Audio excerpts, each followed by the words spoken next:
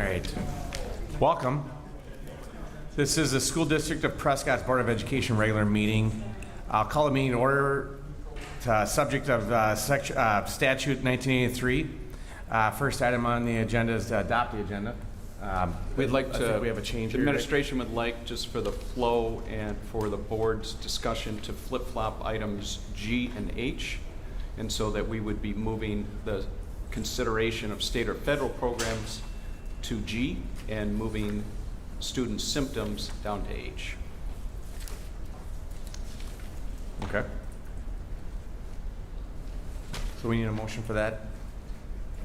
I'll move to accept the proposed agenda with the change of switching item G and item H. I'll second. Motion and a second. All in favor? Aye. Aye. Opposed? That carries. Our next item is the Pledge of Allegiance. Tanya, would you care to lead us? Sure. I pledge allegiance to the flag of the United States of America and to the republic for which it stands, one nation, under God, indivisible, with liberty and justice for all. Next item is recognition of visitors. Is there anybody in the audience that would care to be recognized tonight?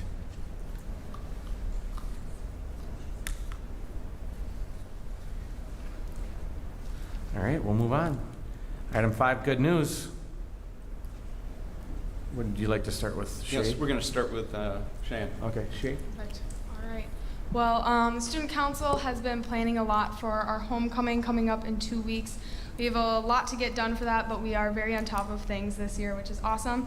Obviously, we've been preparing for our presentation of our inclusivity mural tonight, which you guys will hear more about later. But yeah, we've just been working on homecoming and mural stuff. We also have met with administration about doing some mental health awareness days, which we are planning to do the last week in September for suicide awareness this month. Thank you. And the administrative team?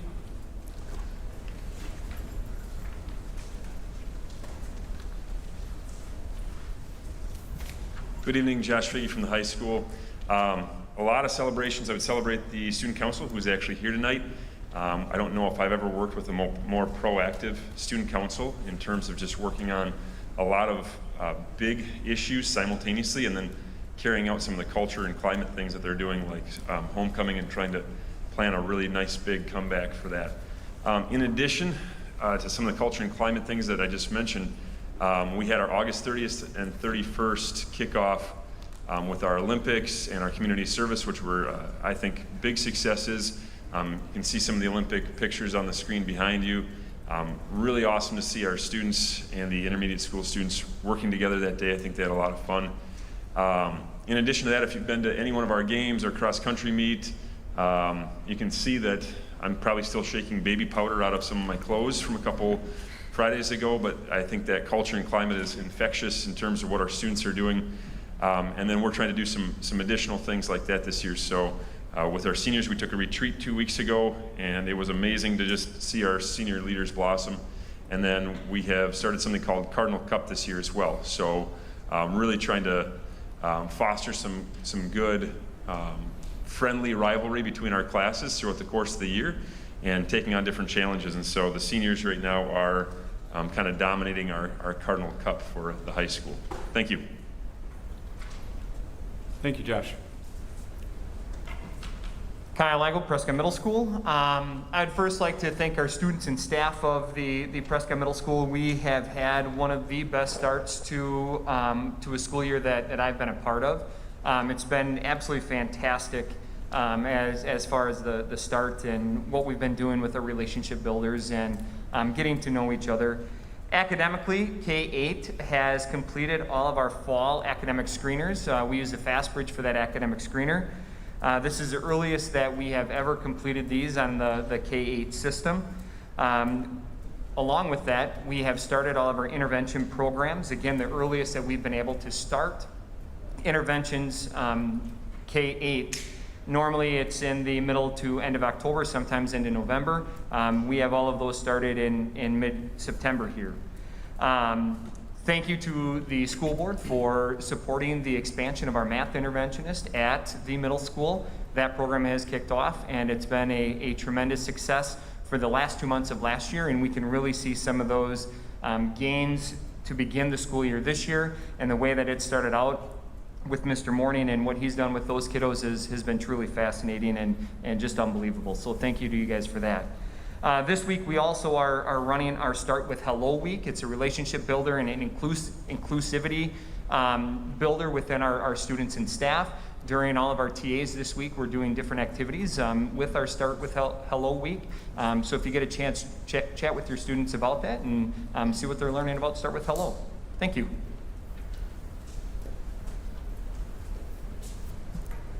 Michael Kosmalski Intermediate School. We had a virtual assembly on one of those Return to Learn days, our NED virtual assembly, and stands for Never Give Up, Encourage Others, and Do Your Best. And that was one of the things that came through when we had that Olympics with the high school.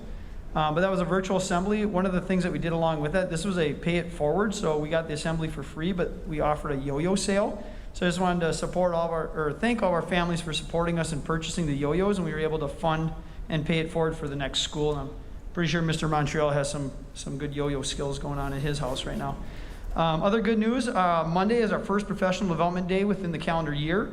So just a reminder to families that we do not have school on that day. We have a variety of learning activities focused on formative assessment for both our aides and our teaching staff. Lastly, from Teaching and Learning Summer School, I'll have a full write-up for next week's board meeting when the numbers are final, but preliminarily, we're looking at this summer, our focus on learning. We had 119 unique classes for our students to participate in. That came out to just over 3 million minutes of instruction. And part of that was some of our online. We had 27 online courses up at the high school, which 59 students participated in. So thank you, a big, big thank you to our staff for providing those opportunities and being part of that for our students. And then a big thank you for our students for participating as well. Thank you, Michael. Sarah Dusik, Malone Elementary Principal. We had a great workshop week where staff prepared for students to come on site the following week. Also that week we had our orientation night where families were able to come to the classroom and meet the teachers and see the settings where their kids were going to be learning. And with that we partnered with the Malone Parent Committee and had a back to school bash. That was a big hit. It was outside, it was at the intermediate building, there were food trucks, a dunk tank, which was a huge hit. Dr. Spikuza spent about 40 minutes in the dunk tank with a long line, along with myself and Michael Kosmalski and other staff members. The kids really enjoyed that. And then we're just finishing up 3 weeks of on-site learning where we spent a lot of time building relationships, both student to student and staff to student, and developing those relationships and building expectations and procedures so that we can hit the ground running with learning here after next week's PD Day. We've already been learning, but just the focus will shift to more of that learning since we have those relationships built. So. Thank you, sir. Mark Inuit, Director of Student Services. As you've heard from some of the principals, we've really had a strong focus on relationships, connections, and community over the start of this school year. We began our in-service week with a presentation on that, a lot of focus on that during that week, and as you heard from the principals, just a lot of focus on that at each individual building. We do have PD coming up here on the 27th. We're going to follow that up with a mini professional development related to some, practical strategies for developing relationships with students. And then we're going to follow that up in November with an activity where we identify students who are feeling really connected, students who might not feel as connected, and really work on some practical strategies to help them feel connected to school. So a great start, and looking forward to the school year. Thank you, Mark. Rick Montreal, Dean of Students at the high school. On August 30th, I'd like to share that we got out in the community for almost 200 hours to do community service. Followed that up the next day with a couple more hours for a resident in town. All in all, getting 100 kids out in our community, I think, was a great opportunity to build that theme of community we have this year. So that was really fun to see the kids get after it and get to work.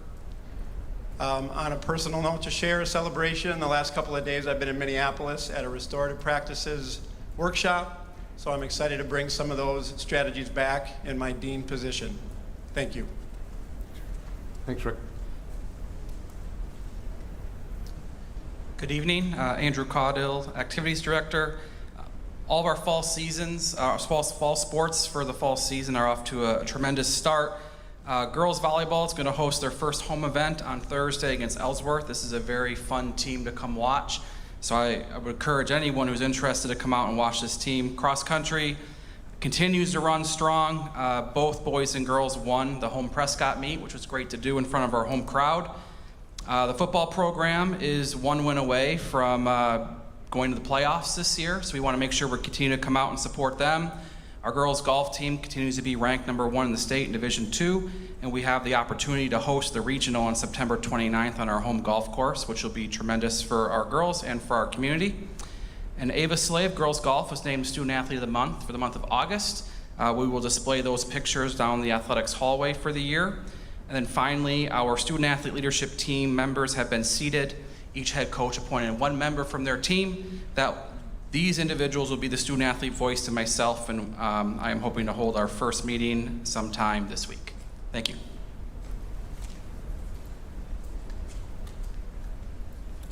And I just have a couple comments, just incredible gratitude. I would like to thank our teachers and staff, some that are present here, but also, as you know, last time we met, we were preparing to open the school year. The curtain has gone up. We have welcomed back 50% of our workforce. Nutritional services, transportation, and our custodians have done an incredible job meeting the day-to-day needs of our students to be fed, to be transported, and to be in clean and well cared for facilities. I'd also like to thank, on behalf of the school board and our students, a $3,000 donation from Franz and Karen Altpeter. Again, thank you very much for the investment in our students, and that is it. All right, thanks, Rick. Great. We'll go on to business. Item A is the consent agenda. In the consent, we have the August regular board meeting minutes, board checks, and non-licensed personnel, retirements, resignation, employment, and changes of non-licensed staff. Is there anything at this point that the board would like to have removed from the consent? Seeing as not, I will adopt the consent. Is there any objections? All right, the consent agenda is adopted. We'll move on to item B, employment, retirement, and resignation of licensed staff. So first one is employment. Yes, we have four individuals, that we're hiring tonight. We're putting forward Jenny Lines for the coach at the middle school cross country. Board, any questions on this one? No questions. We'll take these one at a time. So I move to approve the hiring of Jenny Lyons as a coach for the middle school cross-country season. I'll second that. we have a motion and a second. All in favor? Aye. Opposed? That carries. Item 2. We're also proposing Cassie Smith as an 8th grade middle school math teacher. Questions, comments, board? Okay. I'll move to approve the hiring of Cassie Smith as 8th grade math teacher. A second. We have a motion and a second. All in favor? Aye. Opposed? That carries. Item 3. The administration is putting forward Joan Corfich as interim varsity girls basketball coach for the 2021-22 school basketball season. I move to approve the hiring of Joan Corfich as interim varsity girls basketball coach. I'll second. All right, before we make before we approve that, is there any other questions or comments that the board has to make here? Yeah, I'm just kind of curious why the interim title. I'm going to have Andrew, our activities director, come forward. Noted, though, we do have a motion and a second on the table, so. Yep.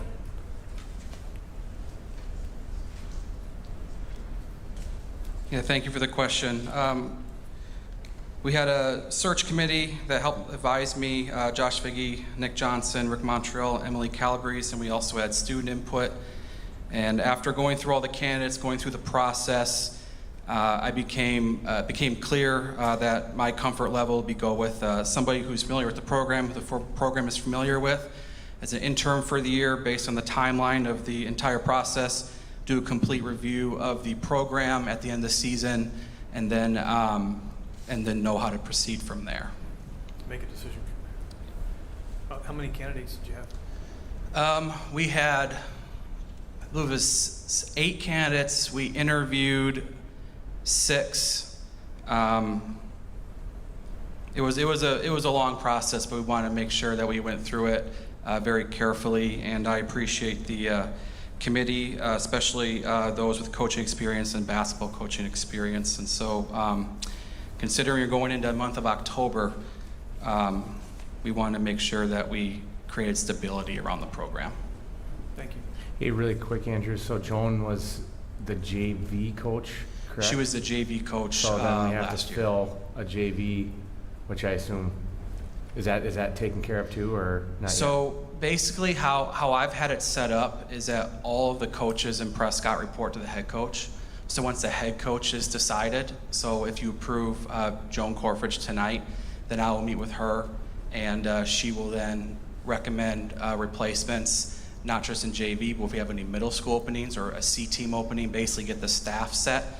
So we're hopefully, the plan is to bring you all the winter season staffs in your October meeting for boys and girls basketball and wrestling. All right, anybody else have any questions here? No. Good. Pat? My question was just around the interim.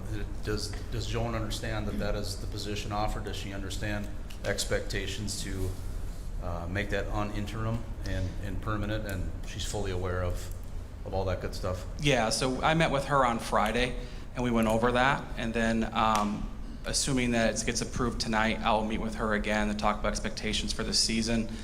My intent is to then take all of the distractions away from it and have her go coach for this season, evaluate the program. Nothing will be done with that until the conclusion of the season, and then do what I can to support her in the program to have a successful year. Okay, just, I want to be, I have another question here. So, the process, so it's interim, so that means you're going to open it back up and we're going to cast a net again and do the full round of interviews for next year again? So basically everything's on the table, and so I'll to do an evaluation of the program at the end. It Okay. could be that, it could be we're good.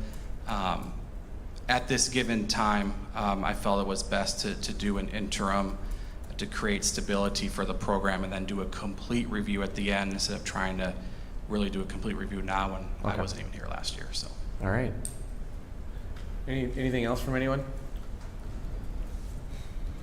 Thanks, Andrew. Thank you.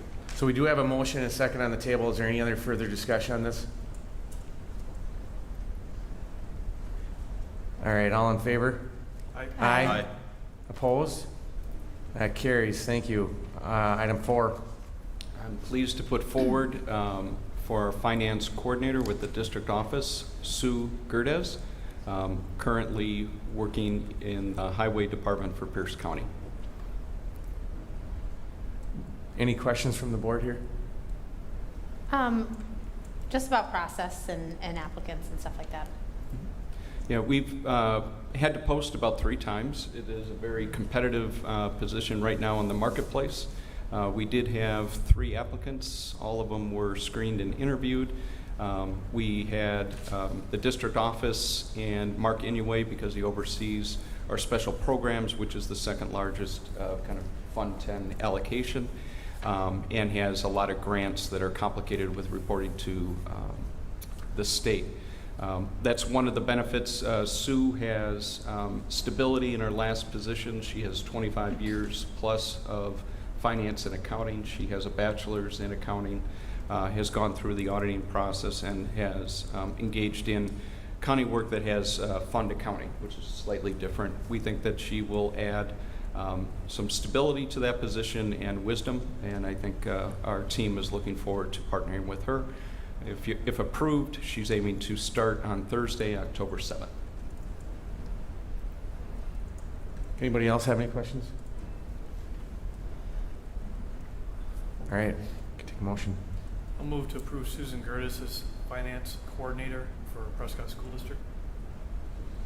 Second. We have a motion, a second. All in favor? Aye. Aye. Opposed? That carries. Wonderful. We have a finance coordinator. All right, we're on to nothing for retirement or resignation. At this time, there are no retirements or resignations to report. All right, let's move on to item C. Consider the project search agreement with the school district of River Falls. This is an exciting program. I want to commend Mark for some of the work that he's put in place on this. And is this going to be the second time that we've participated? Yes, this will be our second year in a row. There was one other year we participated with one student as well. Okay. This is a very nice program. It's basically designed for kind of fifth-year seniors who need a little bit more support in the transition into the world of competitive employment. So it's a program that's run through the school district of River Falls. They operate out of the River Falls Hospital, and students gain kind of competitive work experience at a variety of different work stations, and also get some kind of vocational instruction through that program as well. So we partner with River Falls through this. This is an IEP program that's for specific students that are identified as needing it on their IEP. Great. Steve, do you have any questions? I don't. Thank you. Shay, any questions or comments on this one? No. Tanya? Just some clarity. I know about these programs pretty well, but just to clarify, that as a district, we have to offer services up through age 21 or through 21 for students that have unmet transition needs and stuff like that. So this is really one of our opportunities to meet that federal law that says that we need to provide service. Is that correct? Correct. And obviously, we're not maybe big enough to operate something like this wholesale, so that's why the partnership with the school district of River Falls is so nice. Sounds great. Thank you. Pat? No questions. Vicky? No questions. All right, thanks, Mark. Yep. Take a motion. I move to approve the project search agreement with the school district of River Falls. I'll second that. We have a motion and a second. All in favor? Aye. Aye. Opposed? That carries. We're on to item D. Consider PHS student overnight trip to Lac de Flambeau. And I'm going to have Mr. Hall of Fame Jeff Ryan come forward. Also part of our social studies team at the high school, and also oversees the student council. So kind of the trifecta here tonight. Well, for the past 20 years, Prescott High School sent students to the Lac de Flambeau Indian Reservation, and we've had over 300 students participate in this program. And there's nothing like it in the state of Wisconsin. It's a very, very unique learning experience that I think has paid untold dividends to, I think, the students who have participated, and I think the district as well, and community members. So I just have to say, I would hope that you would support this. The support that we have received, or I've received over the last 2 decades from 3 superintendents and from the board has just been absolutely incredible. And I say this all the time, and I hope you know that I believe it. When I go up to LDF, Lac de Flambeau, everybody knows about Prescott, and everybody knows about the district's belief in supporting programs like this. So whenever I get a chance to brag about the Prescott School District, I do that up there. So I would hope that you would support this trip again. Thanks. Thanks, Jeff. Any comments over here, Tanya? I mean, I absolutely believe in this program. I think it's great for our students to get out, see ways of living that they're not familiar with, meet, different people's traditions. It's great. And I did want to comment, Jeff, you had made a comment about you think that it impacts people's lives and kids remember this. And we had a sad experience this summer as a community, and one of the things that was really brought forward was how impactful this trip was for that student and that family and stuff. And so I think it's really a testament to how important some of these experiences are into shaping who our youth become and how they become global citizens, which is one of our goals. So I think it's an awesome opportunity. I also brag about it every chance I get at a conference or anything too. So it's great. Pat? No questions, just thankful for the opportunity to be able to support it from my end. Vicki?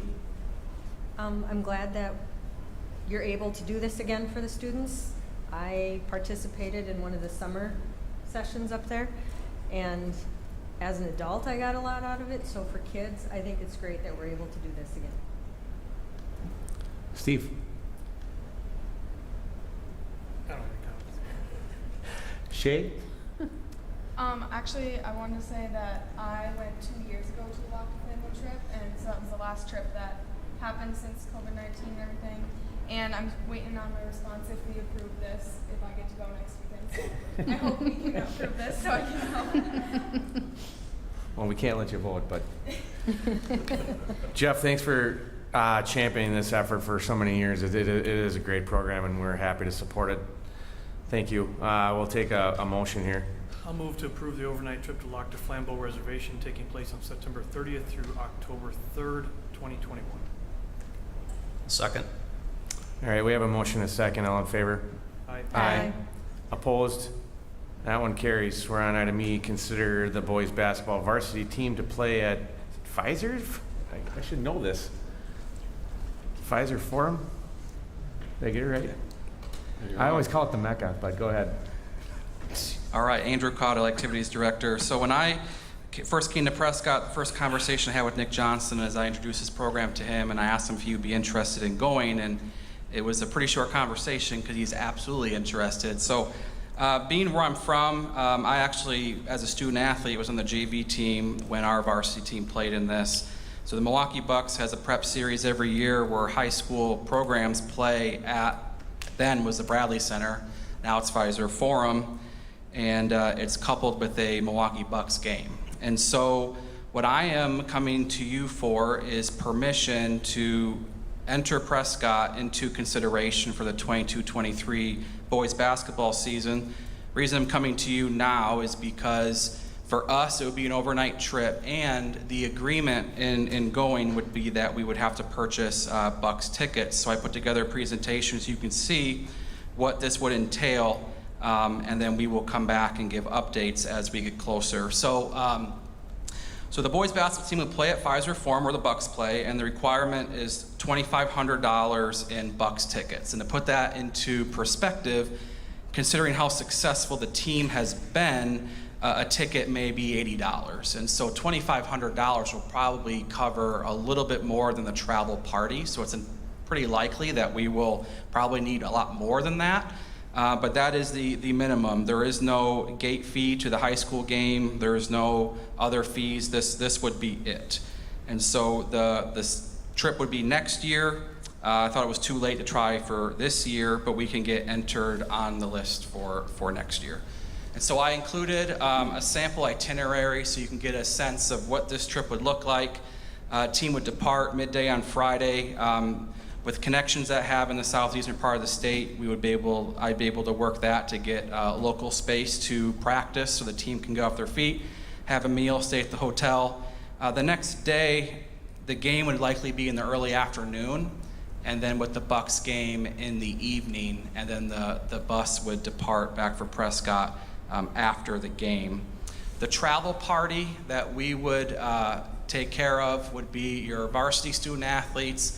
Coach Johnson is known for his huge coaching staff, so we'll have almost a one-to-one. Our new athletic training service, Hudson Physicians, they have been open and willing to send trainers on overnight trips. So this would be one where I want an athletic trainer to go with, because then it just gives coaches peace of mind. There's a medical professional with them. And then as the administrator, I would go as well. The trip costs, we talked about the Bucks minimum, $2,500. What I would recommend is that we as a district would essentially front that cost and then sell the tickets or cover the team however we want. Basically, the Buck staff had said you can go the other direction and have people purchase tickets on their own, but schools run into issues where they don't hit the minimum. The easiest thing to do would be purchase on our end and then distribute the way we see fit. I estimated high in these other costs. Basically, in talking with Coach Johnson, this is the order that we would fundraise. So we would need to make sure the Buck sticks are covered. We would need to make sure the hotel for the travel party is covered. Charter bus would be preferred if we can fundraise for it, and then team meals. Any costs due to community interest, such as extra Bucks tickets or fan buses going to Prescott for both basketball games, those costs we can pass on to the consumers. And then I do want to just note that if weather does cancel the trip, we will be able to recoup our costs by canceling things except for the Bucks game. Unless the Bucks game itself isn't played, those tickets would be purchased. Timeline, just so you get a sense of what we're looking at. Here we are tonight asking for approval to put us on the list. Spring 22, myself and Coach Johnson will identify an opponent. So obviously we have to play somebody, so we have to bring an opponent with us. And in talking with him, we felt that it would be a missed opportunity to not play somebody we don't see. So we wouldn't want to take Ellsworth with. We might be able to play like school from Oshkosh, somebody that we would not normally see during the regular season. So we would identify somebody who would give us a challenge, make it a really good game. In August, the Milwaukee Bucks home schedule gets released. In September, Marquette's men's basketball home schedule gets released. At that point, the prep series staff will contact schools, telling them if they've been selected, when your game is, the date and time, who you're playing. It's if we are selected, so it's not necessarily guaranteed. If we're not selected, we'll figure that out with our schedule. But I feel comfortable we'll be selected. Then in October, we'll come back with specific details on the game and the trip, and the game itself will take place on a Saturday, likely in December, but it could be in January of 2023. This trip is designed to give the student athletes a tremendous experience, but also designed to put them in the best position to go win a game. So I want to keep the main thing, and the main thing is still to go win a basketball game against a challenging opponent. And then if this goes great, which it will, then it could be something that we look to do every 4 years to give all of our student athletes an opportunity to do this once in their career. So be happy to answer any questions that you have. Steve, do you have any questions? I don't think. Shay, any questions from you? Nope, not really. Vicki? No, I don't have any questions. Pat?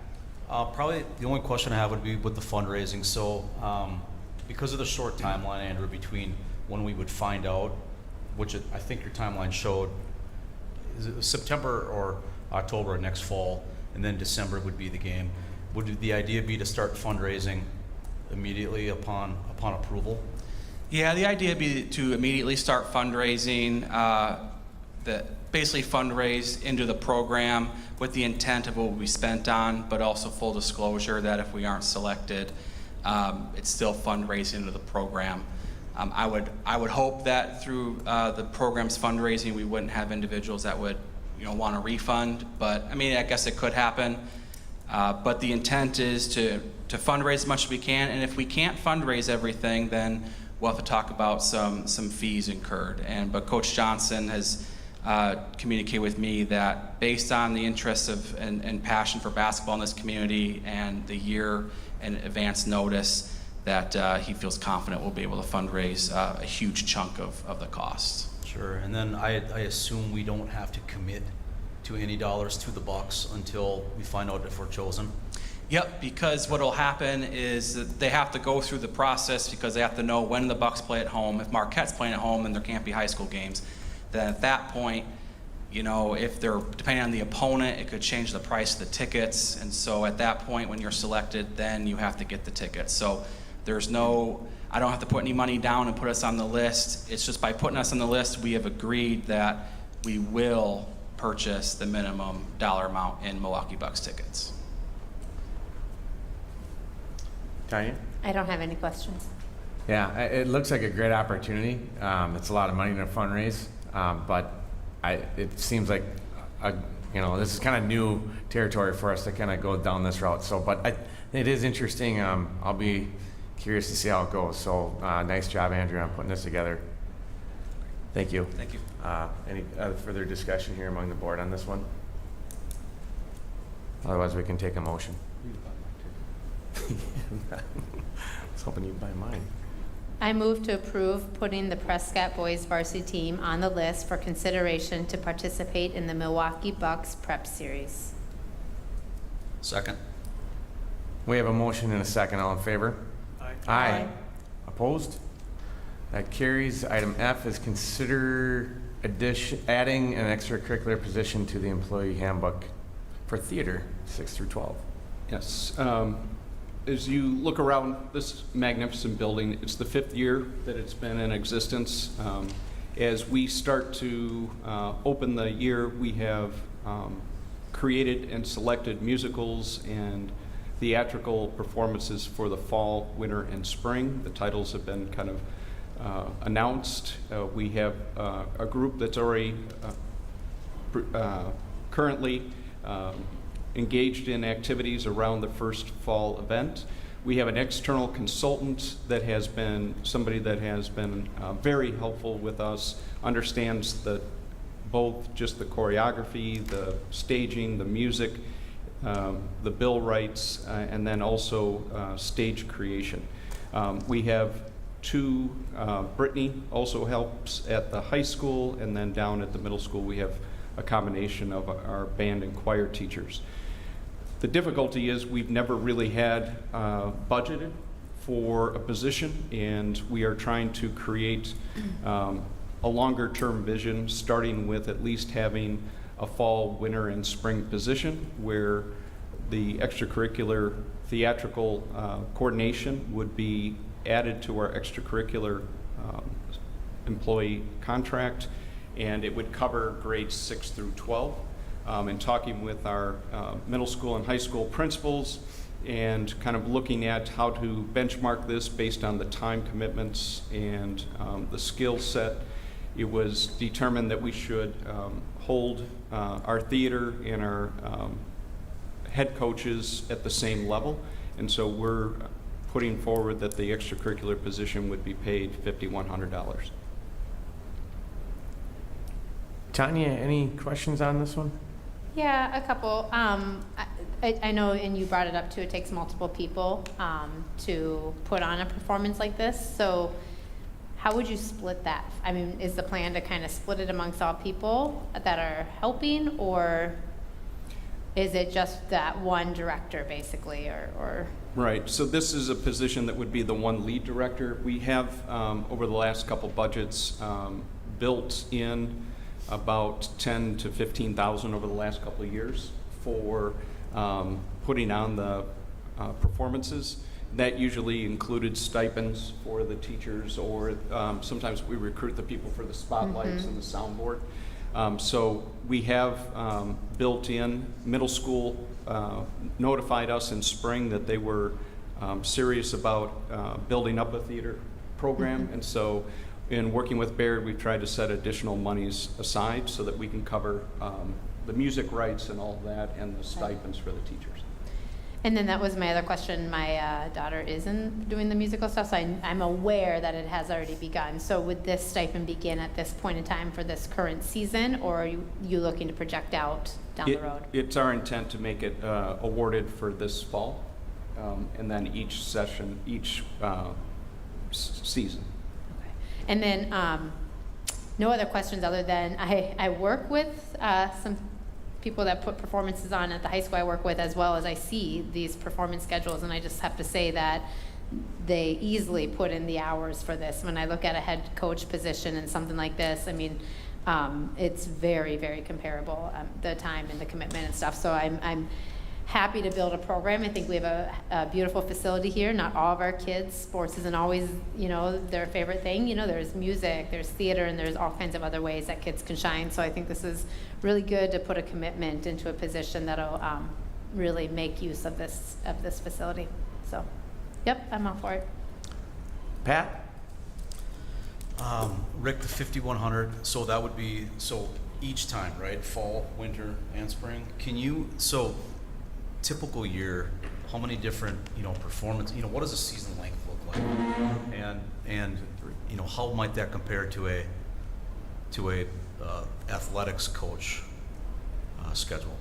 I'll have Josh and Kyle come up, both from previous work as an AD, but then also some of the work that is going into, and kind of a long-term vision as well, as we try to look at whether or not we could even build a theatrical program as part of our academic day. Yeah, so I'll try and loop around to your question. Pat, I think I understand it, but essentially what we're trying to build here is a department. So if you think about it, like I think about it in terms of athletics coaching, you have a head coach, JV coaches, C-team coaches, middle school coaches. What we've had to this point is we've had consultants and we've had people do different programs, but we really haven't had one person who is able to create a cohesive program, department, coach the kids in common vernacular, have common practices for how to take care of our facilities, costumes, put together a budget that's going to be cross-cutting across not only a single performance, but an entire year and then an entire 4-year cycle. So that's really what we're hoping for with this position. In terms of performances, because that's what I think you're asking, like a typical basketball game might have 22, or season might have 22 games. Football's got less than that. Performances in a typical cycle, we see anywhere from 3 to 5. It's differed a little bit this year, or the past couple of years, because of COVID and a few experimental things we've tried with small-scale dramas. But I would just average that out at about 4.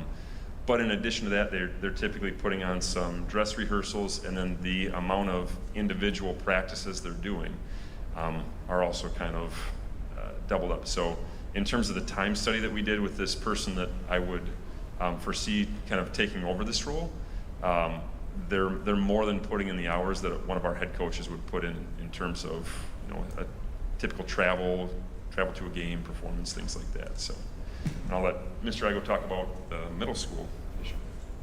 So the middle school is just started, and we're a junior program. Our program, it started September 7th. I think that's the Wednesday, but it started September 7th, and the musical is the first weekend, the Friday, Saturday, Sunday of December. When we look at their performance and their rehearsal schedule, it's 5 to 6 days a week, 2.5 to 3 hours a night. On Saturdays, we're looking at 4 hours. And this is for the director and the people that are helping out. Not each individual kid, but they've got a variety of different aspects of it broken in there. So they're going that 5 to 6 days a week, and they're doing that extra stuff. And that's just our junior performance. Some of the high school performances are going to be a little longer and have a little bit more time in them. But that's the one that's going on right now that we can use as a live example. That the schedules are in the hands of our students, and they're out there right now. So I got another one. Yep. So who would, if this position is approved, who would this position report to? Do we understand that structure yet? I'm sorry, I missed that. Who would this position report to? So now, it's an official position right now, so who would be a direct report and obviously responsible for expectations, responsibilities, and all that good stuff? I think this is one of those really interesting crossovers. Think about it like band and choir would be up at the high school, where Jason Canfield and Brittany Camrath do extracurriculars, which really kind of fall under Mr. Caudill, but then there's a significant academic component to it as well that would be more of a direct report to me. So it's likely the three of us. For the middle school, obviously Kyle is probably point of contact, and for the high school, both Mr. Caudill and I would be point of contact for that person. To date, right now, he's been working specifically through me as he's tried to navigate just some of the programmatic things that he's trying to lay out for the entire year. I have a kind of a piggyback question, Yeah. which is we have an activities code of conduct, athletic code of conduct for coaches and stuff as well. Is there any thought in having that apply for this position? Okay. For the position or for the students in the position? For the position. I know that we have some coaching expectations as well as students, so kind of both, I guess. But. Yep, and I don't want to speak out of turn because I know Mr. Caudill's got some thoughts about how to make our current code of conduct, which is very athletics kind of oriented, more equitable, or to split out for our arts as well. But I know all of our advisors, whether it's forensics, whether it's this or band, would have the same expectations that we would expect from all of our adults working with kids. And we use that for kind of evaluative purposes. Year and after stuff, too. year. Yep. Yep. Perfect. Vicki, any questions? Not a question really, but I'm glad to hear that the middle school is starting a program like this, which just gets kids more excited and more into it. So when they get to high school, hopefully we'll see a lot more activity and a lot more kids doing this, and yeah, spreading forward to a permanent program of some sort in the arts for kids to pursue, which would be really great. Steve? So this theater position, they would be doing the high school activity and the middle school activity?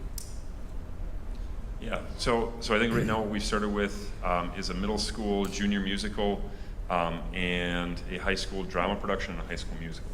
So that would kind of be our full theater season for the department right now throughout the course of the year. This person would be the director, and in theater terms, and if our theater people are watching, I really apologize because I was trying to learn the hierarchy. In a typical theater, what you have is you have your theater director, and that person is really responsible for operations across the board, no matter what productions are going on, whether they're directly involved or not. They're basically quality control. They're helping coach the performance directors, the choreographers, lighting sets, et cetera, and kids.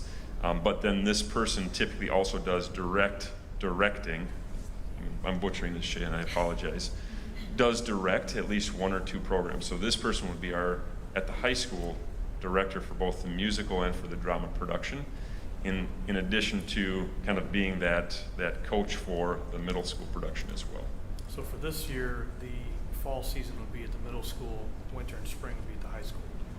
In actuality, we've already done auditions at the high school, and so they're already working on the high school drama production as well. There's overlap there too. There's a significant overlap, so I know they've kind of been scrambling to try and figure out how this person's splitting their time right now, both trying to help out at the middle school and doing some of the auditions down there and callbacks, but at the same time launching the small scale drama production up here. The performances, however, are staggered so that we're not competing against one another for space or interest or things like that. Thank you. Yep. Shay, any questions or comments on this one? Sorry, not just that I've been in 3 musicals so far, and I'm actually helping choreograph for the middle school musical this year. So I think this is really important to have this as a permanent position, because there's a lot of people that kind of go unnoticed that volunteer their time and their hard work. So I think this is really good that we're recognizing those people. All right. Thanks, guys. I guess I'll ask about budgeting. Just Yep. You want to go ahead? Or you got that is the question right there? that's the question. Yeah, right now, we have until October 20th to come back, so that's one of the reasons we wanted to get this in front of you, so that Debbie with Baird and I can make sure that we can set this aside and earmark it, and then know that it's a cost going forward. And I would assume some ticket sales and all that stuff would be kind of added into some of that? Or I know it costs a lot to purchase the rights to do the performance, so maybe it just covers that, but. Yeah, unfortunately, and I know a lot of, it would be nice if the gate receipts truly funded a program like that, but I would equate it to, we don't expect our classrooms or our classroom instructors to generate the costs, through fees. So it is something that it's a part investment by the community and the district to provide these opportunities.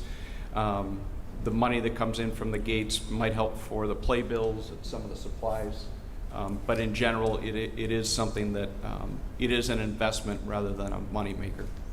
Sure. Rick, just again, I don't want to be really clear. The stipend itself is per season, right? So it'd be a total of $15,300 per year set aside. I just want to be clear on that. Anybody else have any questions?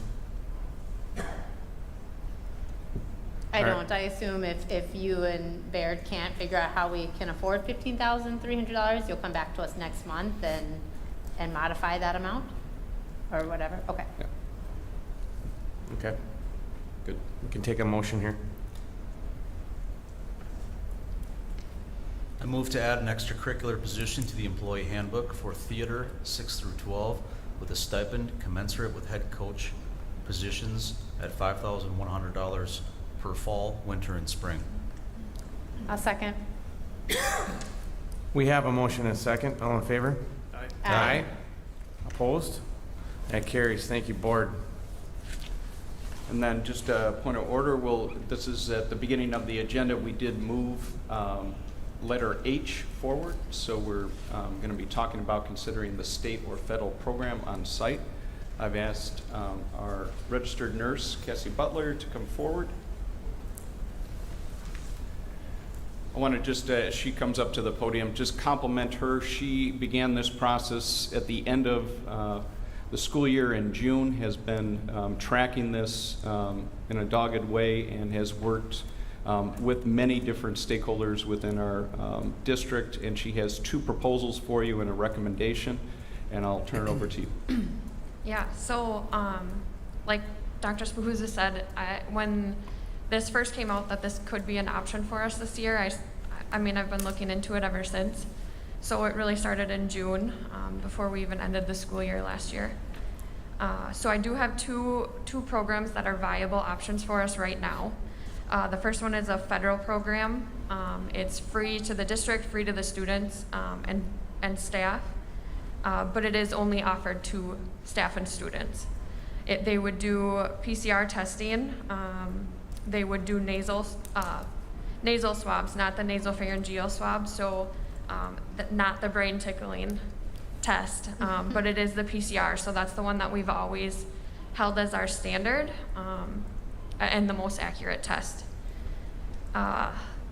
One of the drawbacks for this program is that it's pooled testing, so it's a group of 5 to 10 samples or students swabbed in one group, and then that's sent as a whole to be tested. The initial results would be back within 24 hours, and it would be the pool is either negative and they're fine to come back to school, or they're positive. And then from that, they would have to test each individual swab to find out who's positive. So with that, we would be excluding that whole group until we had the identified positive case. So they said they can have those results back in another 24 hours, so 48 hours total. But we would have a group excluded for 24 hours until we identified exactly which one. Cassie, I'm sorry, is this the state or the federal one? The federal. Okay. And this program is designed more as a surveillance or outbreak testing. So it would be structured as we would test on certain days of the week at certain intervals, that type of thing. But that's all something that we can decide. It's not excellent for diagnostic purposes, but we'd have to do some discussion on how we would set that up to test symptomatic students. This program is more of a burden to our staff because our staff would have to be trained on how to oversee the students who actually, if they're old enough, would swab themselves. And then if they're not, then our staff would be swabbing them. So added burden, we're responsible for that collection, and then we're responsible for it until that vendor sends their courier to pick it up. Results would be reported online directly to parents. They would also be reported to our site administrator, which would be myself and the other nurse. So we would get results just like parents would. Again, we can set it up however we want to. We can pick how often, how many we test, so we can have as many pools as we want. They said there's no limit to supplies, so we just need to tell them what we want each week. Again, with any testing program, I'm not going to test anyone that doesn't have consent. So it's designed as a surveillance and outbreak type of testing, but if you didn't consent, your child won't be tested. And it needs to be written consent. Consent would be obtained for each test. So if I test today, I need a written consent for that. If I test again in a week, I need another written consent for that. So that's kind of the federal program. Can we ask questions just about that program Sure. first? Yes. Yep. Go ahead. So I had one question.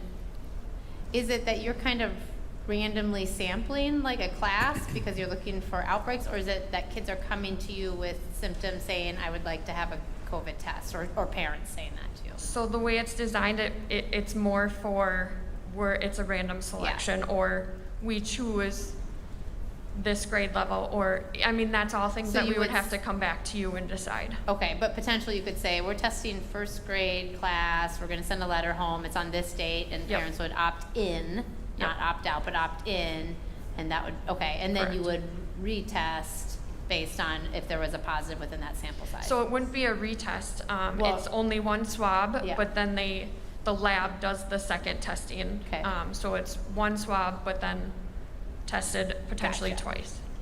Okay.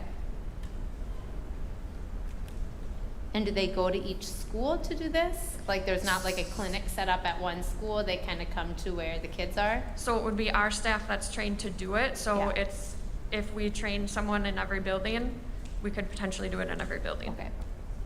And just to read, this is a federal testing option, right? Correct. Okay. And again, parents, this is something they don't need to I participate think this was the in. one you're not going to recommend, right? Okay. This one's only open to staff and students, and yes, this is not Okay. the one I'm recommending. All right. So, go ahead. Okay, Thanks. so the other option is the state program. This is again free to the district, free to the families. It is open to staff, students, parents, siblings, volunteers, anyone that's connected to the school district, so it serves our community much better. Again, they would be offering only PCR testing, so that's our gold standard as a district, and that's the only thing they're gonna be offering. Again, the nasal swab, not the nasopharyngeal. They offer 4 different models. We can fluctuate between any one or all 4 of these models at any time throughout the school year, so we can make it what we need real time. The first model is screening, so similar to the federal program, we test all staff and students regardless of symptoms on a set interval. And we would determine that interval, so if it's weekly, bi-weekly, whatever that may be. The second option is diagnostic, and that's what I'm proposing we start with, is the diagnostic option, where they would test symptomatic individuals and/or close contacts. They also offer event testing, so you could test anyone that's involved in homecoming or prom, or the band trip, things like that. And then the last one is outbreak testing, and with that we would just ramp up our testing and with any outbreak just to see the full extent of the outbreak.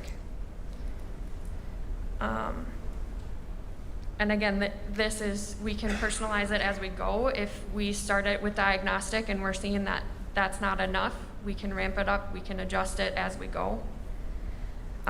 Their result time right now has been close to 14 hours for turnaround. With multiple schools across the state now getting up and running, they're still able to guarantee us a 24 to 48 hour result turnaround. One of the best things about this program is that the vendor that we were paired with they would come on site. They would only be able to be at one of our buildings, but they'll be in the district. They'll be doing the testing.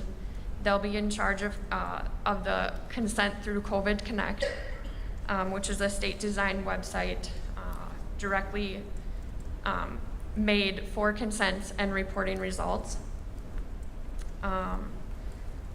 So then they'd be in charge of the testing, the collection, the courier, and then direct parent resulting.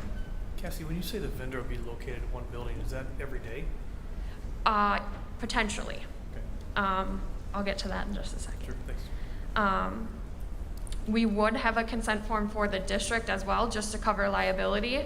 that would serve as an annual. So once our consent is signed, we just update that real time for the vendor, and then the vendor is responsible for the actual testing consent, and that's done on COVID Connect. Anytime a test is taken, parent consent needs to be signed, and they won't perform the test until that's done. And again, it's all written consent. We're not going to test anyone that doesn't have it. So parents pre-register their child through this website, COVID Connect. They supply an email address while they do this, and then results will be sent right to that email. And then the site administrator, so myself and the other nurse, are the only ones that would get the results. We would get them twice a day, 6 a.m. and 6 p.m. So what we've proposed, I met with some of the principals, and we came up with a basic, like, this is what we would like right off the bat. So we propose Monday through Friday, 9 a.m. to 5 p.m. The site that we've kind of brainstormed and agreed on has been the high school, and they will be in Mike Hoyka's office, which is right off the vestibule. So the testers are out of the elements. They're inside, but they don't have access to the school building. And we do have a second option that we've discussed as well. So if we need more space, if this is popular and we just need to expand, then it would be the lobby right out here in the Performing Arts Center. One thing, once they get back to us, they're meeting with their logistics team right now to see if they can guarantee us those days and those hours. And once they've said yes to that, we're guaranteed those. They won't decrease it just because we've only tested 4 people in a week. So anytime that it's changed, decrease or increase, it's always going to be district driven.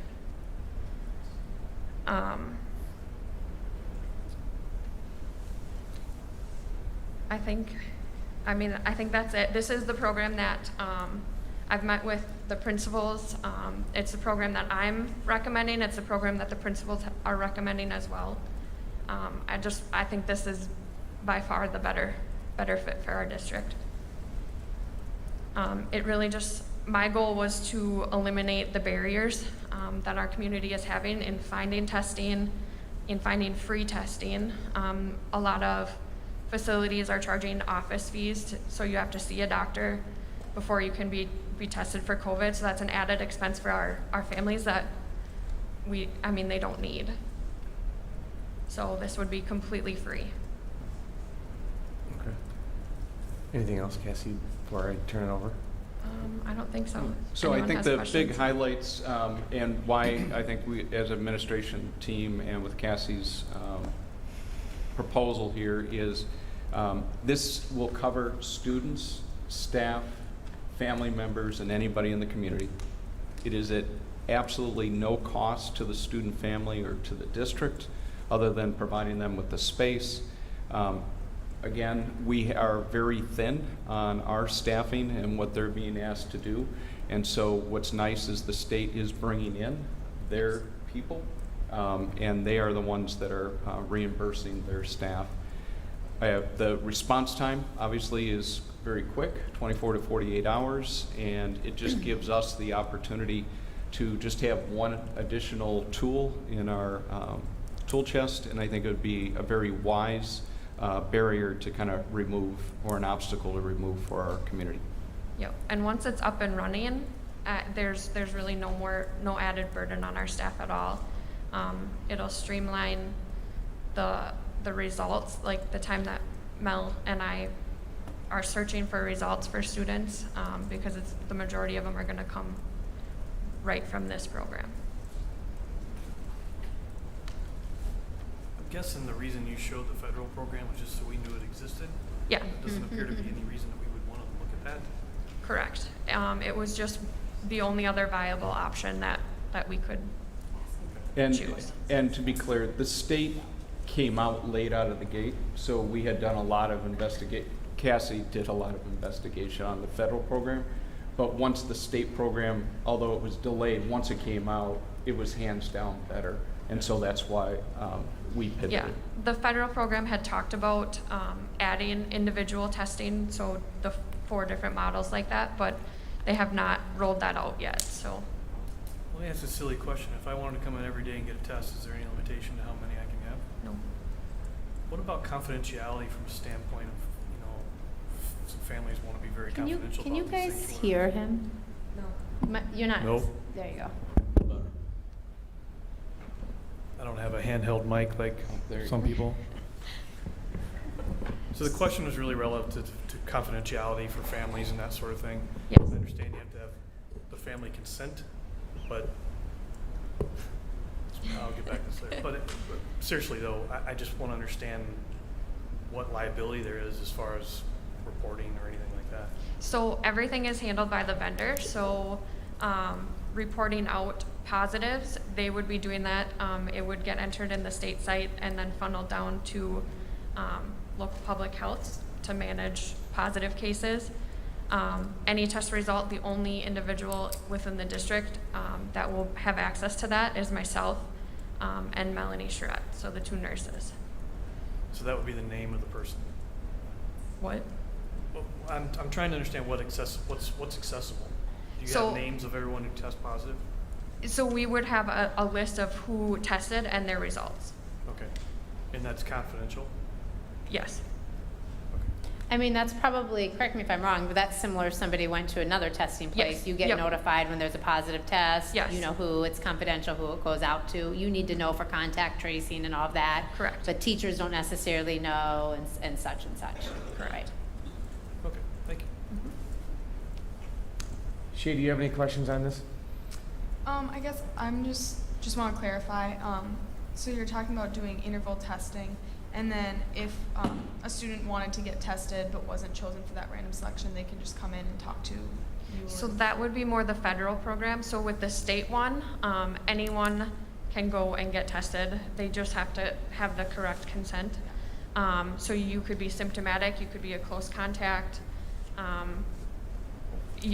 anything, and you could come in for a test. Let me follow up with one thing. So you were talking about doing diagnostics, so number 2. Mm-hmm. If we were to move to screening, for example, it says testing all staff and students. I assume that still means they've got to have. Correct. Nothing will ever be done without a consent. Okay, thank you for clarifying. Tanya, any more questions from you? Yeah, I have a couple, and I'm just going to start with the confidentiality piece and consent because that was just brought up. What about our 18-year-old students that are legally allowed to consent medically to testing and stuff? Are they able to consent without parent permission? Yes. Okay, so And then one addition to that is for high school students specifically that can drive, a parent doesn't have to come on site to provide consent through that COVID Connect. They could do that online, and as soon as that's done, if they have our district consent, if we have that on hand, they could go and get their tests without the parent coming on site. Great. So to be clear, we're asking consent up until the age of 18. At the age of 18, it is, and this is not unique to schools. This is kids at the age of 18 have a right to making medical decisions on their own. So it kind of falls under that. And so just to be clear, that is the exception to that parental consent. And then, so confidentiality was one of my questions. Do you need appointments? Is it kind of a drop-in thing? Is it, okay. To start with, it's just walk-in. And again, if there's too high of a demand, we can adjust and address that as we go. Okay. And then another question was they would give us results at 6 a.m. and 6 p.m. Those are not your working hours, and I don't really want you working then. And so what happens, I assume when you come in, you'll look at that or whatever, but I'm wondering about any kind of liability we have with knowing that that was given to you and then a student arrives before we're able to notify, or are we concerned about that at all or not really? I mean, it's no different than what we're doing already. Emails will come in at all hours of the night. So it's just knowing that they come in at 6, we get in at 7:30, 7:15, and that's when we start processing them. Parents will be notified real time, so they'll have the ability to check. Perfect, and I After think that's hours. something to be clear with our families as we share this messaging out, right? The results might come in at 6, but you don't work at 6, and so the expectation isn't that they find out from us or whatever right at that time, and I don't want that pressure to be put on you or your team at all, so. And parents wouldn't find out from us, they would find out Okay. from COVID Connect directly. Perfect.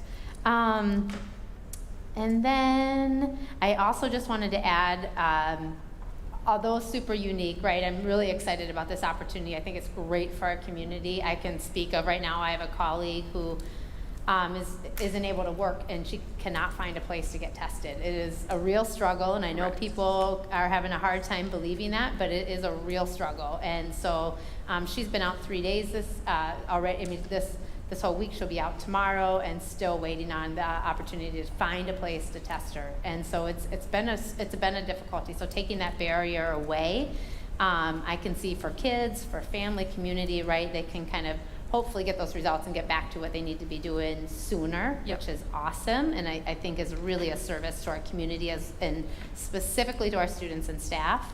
I also wanted to add, though, it's also not super unique. And so when people are like, oh my gosh, there's testing on the site and medical people coming in, we do this with mental health right now, right? We have mental health therapists that come in, it's confidential, there's consent, kids see them.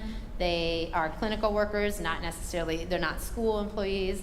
There's many schools that have community kind of programs where they come in and do all kinds of medical care with kids at school, and it's the same thing as confidentiality. So although this is really fun and unique and great for our community, it's not like we're treading on unknown waters.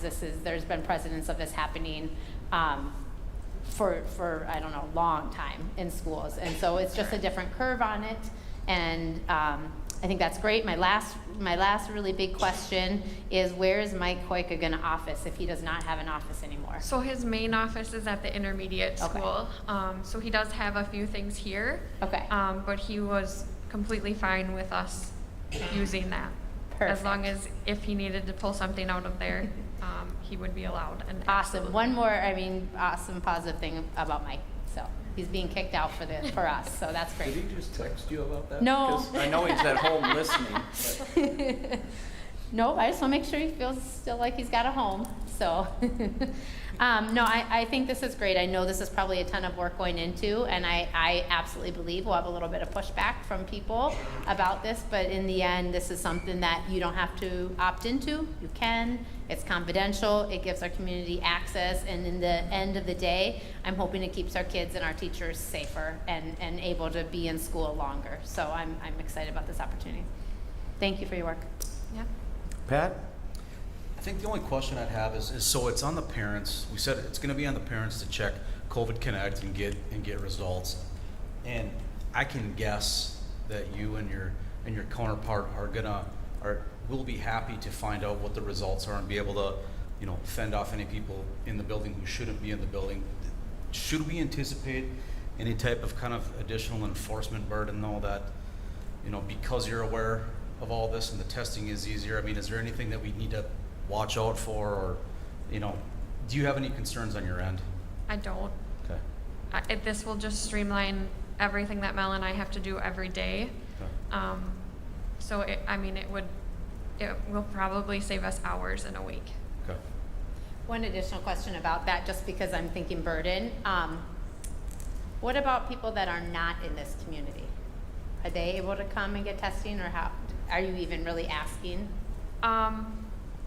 I guess I haven't asked that specific question. They're not gonna ask, how are you connected to this Right. school? So I don't know that we could prevent that. But I don't know that I would throw it out there and I would advertise it for everyone.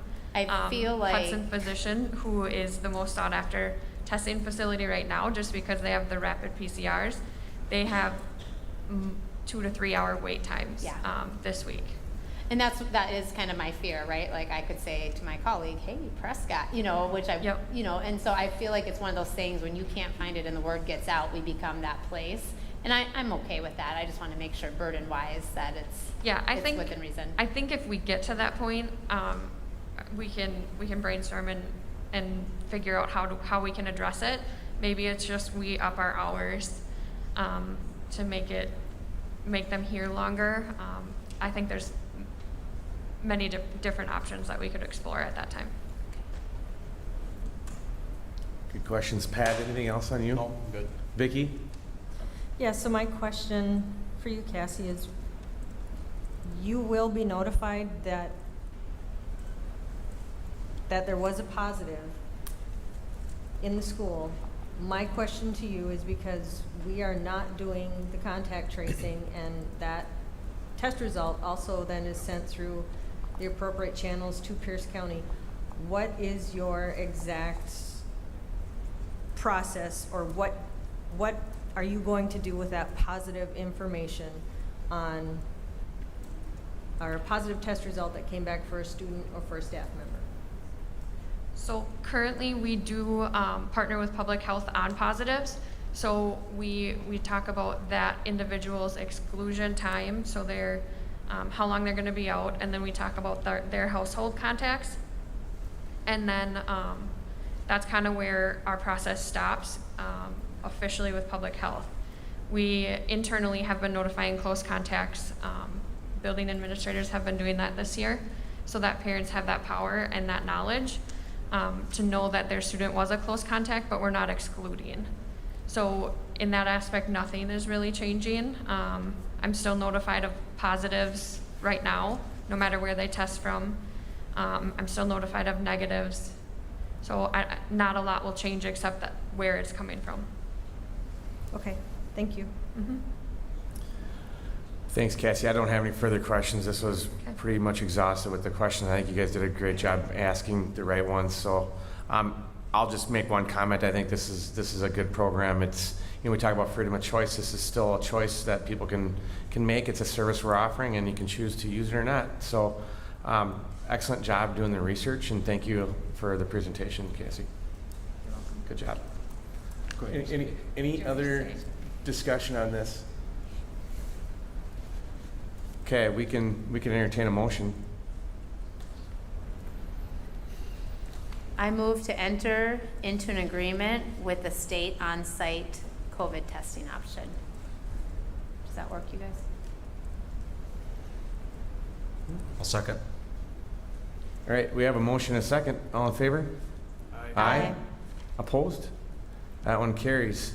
Thanks, Cassie. And now we're going to move back up to item G, which is the student symptom procedure for exclusion and possible quarantine or testing protocol. Correct.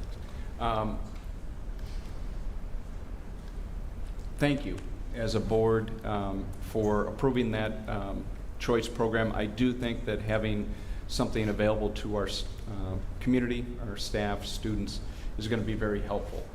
We have seen upticks, obviously, with regards to more and more individuals in the school districts around us and in Pierce County. Again, it's just ability for us to identify people that are contagious, but we also have to identify when it's appropriate for students to stay home. Even before COVID, it is very common knowledge as a parent that if children have a fever or they're vomiting and things like that, that you keep them home. We had many different, when you layer that over with a pandemic, it becomes even more challenging. And so what you've really created is an opportunity for us to keep our schools open and to assist families to be able to kind of make an informed choice and have a peace of mind. And so I've asked Cassie to kind of put forward, maybe a little bit more streamlined way than last year's, where we had kind of tier 1 and tier 2 symptoms, but it lays it all out. And so if you want to what we're trying to do is, if you have symptoms, we would really encourage, and it is a challenge, and I know that parents are in a double bind, but my principals will share story after story, or teachers will share story after story of students being sent to school, unfortunately, with some of these symptoms. So for everybody's best interest, it is helpful if we can partner on this, and I'll let Cassie just kind of go through both the symptoms, but because you and Mel know our students so well, the nuance, let's just start with the cough and go from there. Yeah, so the first three, Those were our tier 1 symptoms last year. Currently what we're operating under. Persistent cough. This is something that the teacher will observe in their classroom. And then when it gets to a point where it's distracting, it's more than just an occasional cough. That's when they'll send them to us. We don't just say, hey, we don't call parents and say, hey, your child's coughing. They're up with us. We're doing an assessment. We're checking them out. We're gonna let them rest. We're gonna kind of do a thorough observation. So at least a half hour in some cases, to really see, you know, is it a persistent cough or is it just clearing their throat, that type of thing. So it's not just instantly we're jumping to send this student home. The shortness of breath and difficulty breathing, that's different than asthmatics. So asthmatics, you exert yourself, that's when you get short of breath, you can't catch your breath, that type of thing. This shortness of breath and difficulty breathing that we're referring to is really when you're at rest, not when in times when you shouldn't be struggling. So we're seeing that. That's not a symptom that has been reported more than a couple of times since the start of COVID.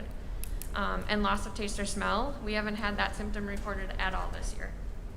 That was a big one last year in our older high school and staff populations, but it has not been reported at all this year. What we're seeing this year is sore throat, congestion, headache, and then occasionally fevers in our positive cases so far this year.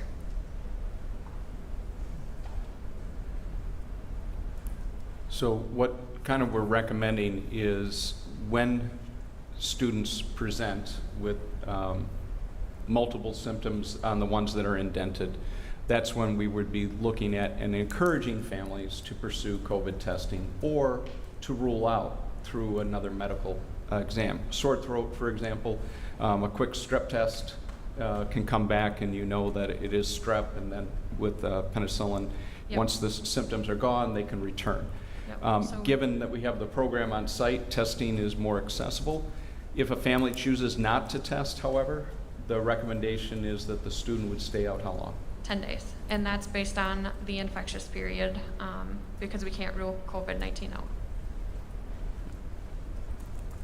And then there had been some discussion, again, you're symptomatic. If you're not testing, then we have to treat you as if, and that you would be home for 10 days, and then students could return. And historically, it's been 24 hours. We've been talking about should we expand it to 48 or 72, and what recommendation would you have?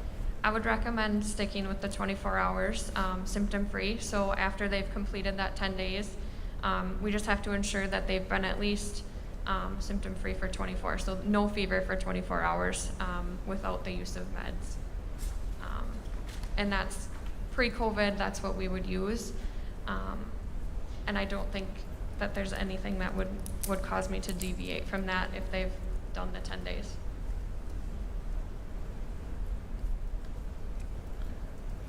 Steve, do you have any questions here? Want me to start with someone else? Yeah, not yet. Okay. Thanks. Tanya, do you want to ask any questions, or you keep You your know I hand do. So first of all, the 10-day at home, I just want to ask, is this encouraged, recommended, required? It would be either a negative COVID test, an alternative diagnosis, or then out 10 days. So required? Yes. We're saying, okay.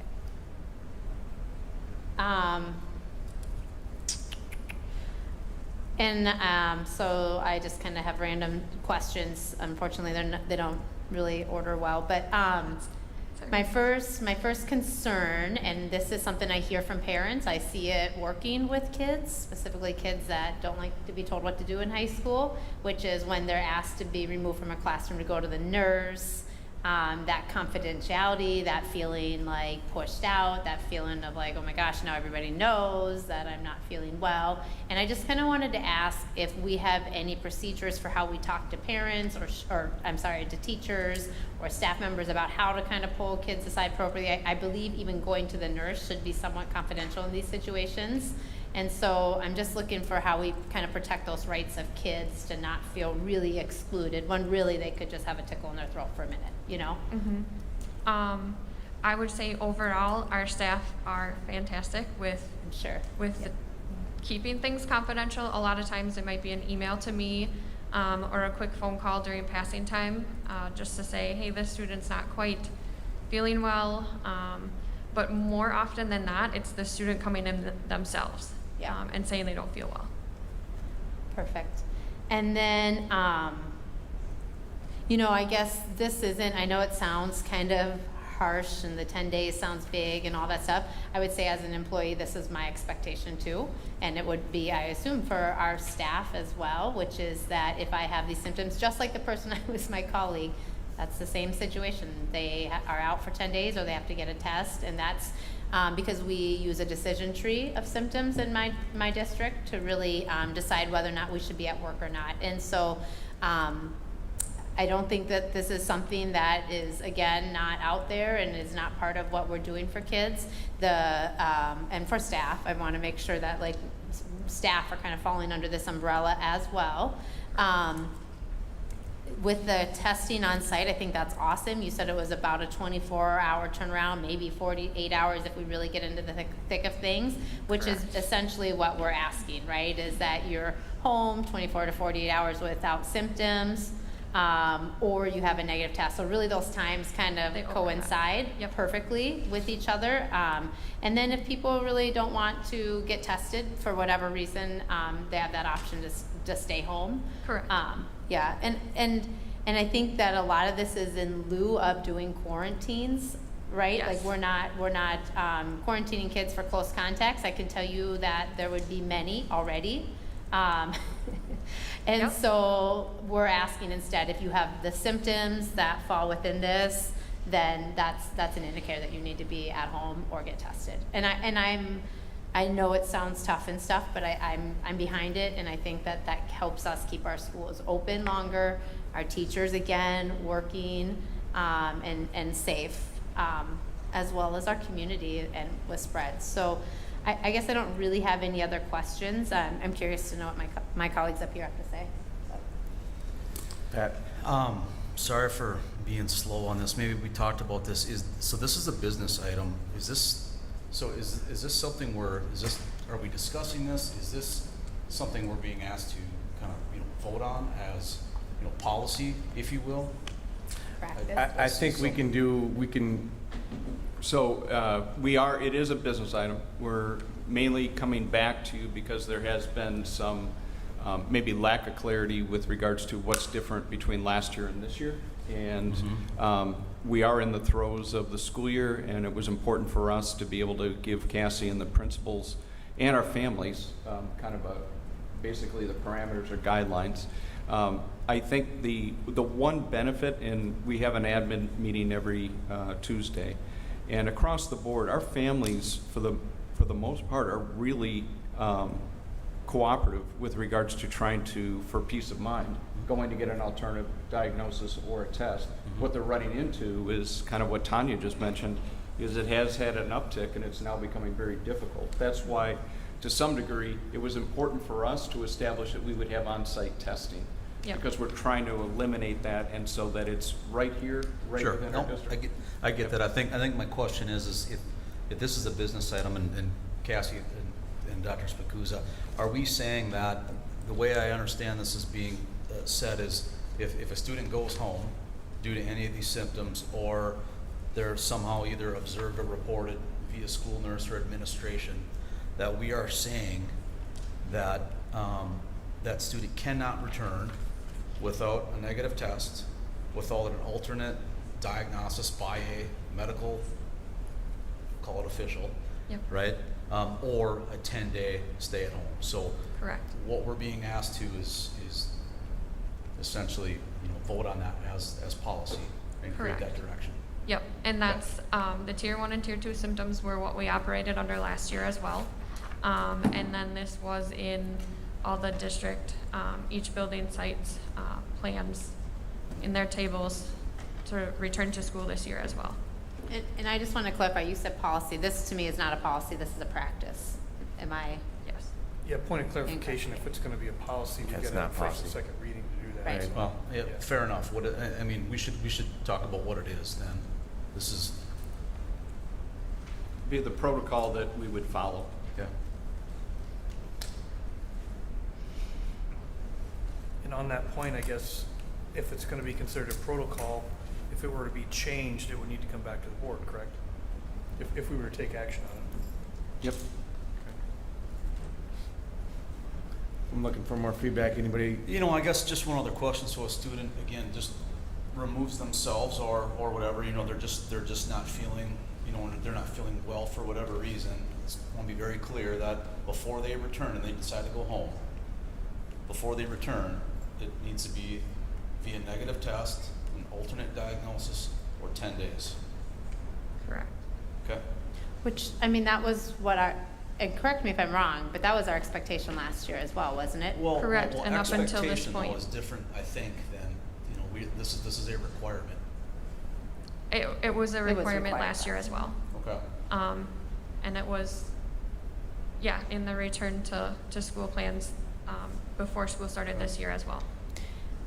I had another question about this, and so, also just to be clear, I see 3 bullets, I see 5 other kind of bullets within. Are we saying one of these symptoms, multiple of these symptoms? Multiple of the white bullets, so the ones that are indented, and then one of the black ones. And one? No, or. Or. So one of those 3 or multiple of. Or a second, or multiple secondary ones? Correct. Okay. Sorry. Yep, so persistent cough, 10 days, alternative diagnosis, negative test, shortness of breath, difficulty breathing, same thing, or multiple of those other ones. Okay. And we do, as nurses, we take into account the medical history. So when we have things on file for a student, that's part of this process.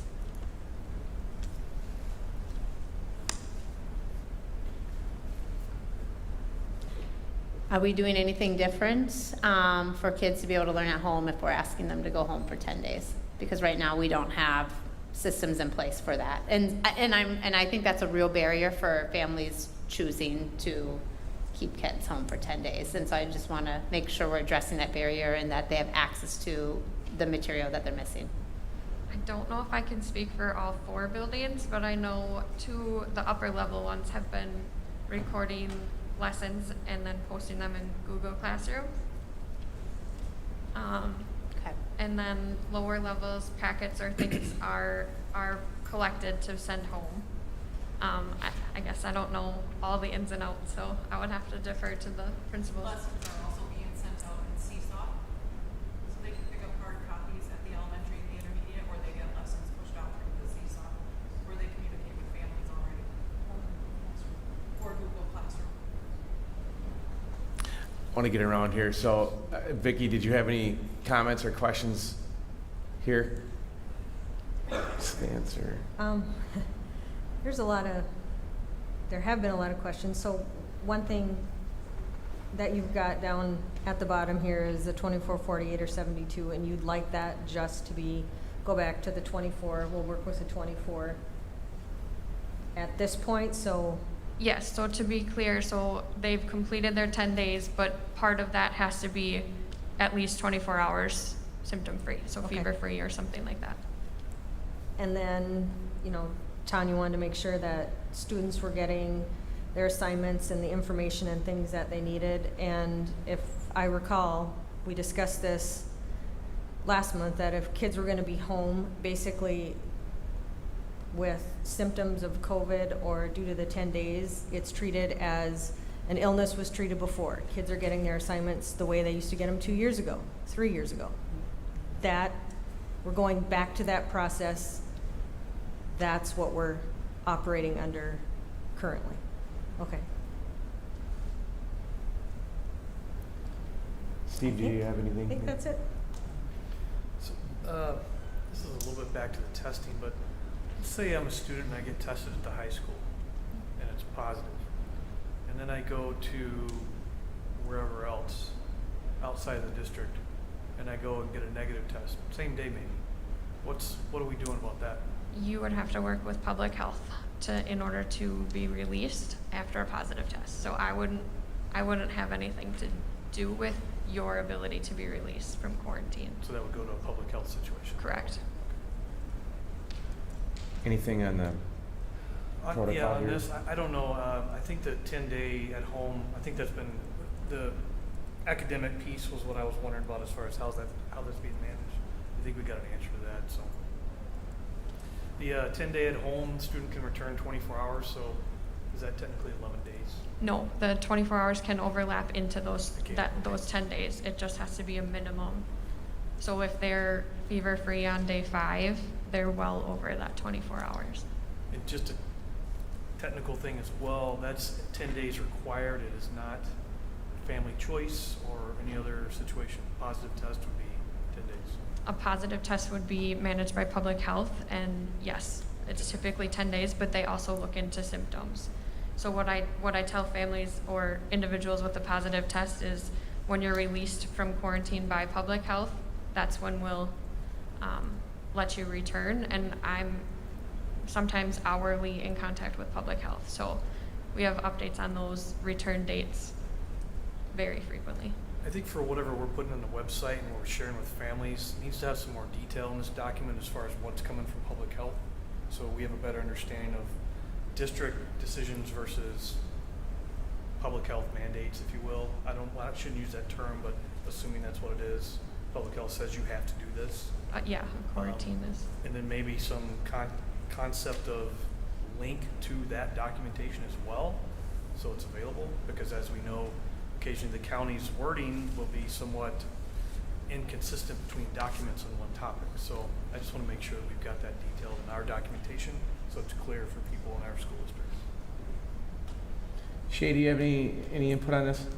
Yeah, I have 2 questions.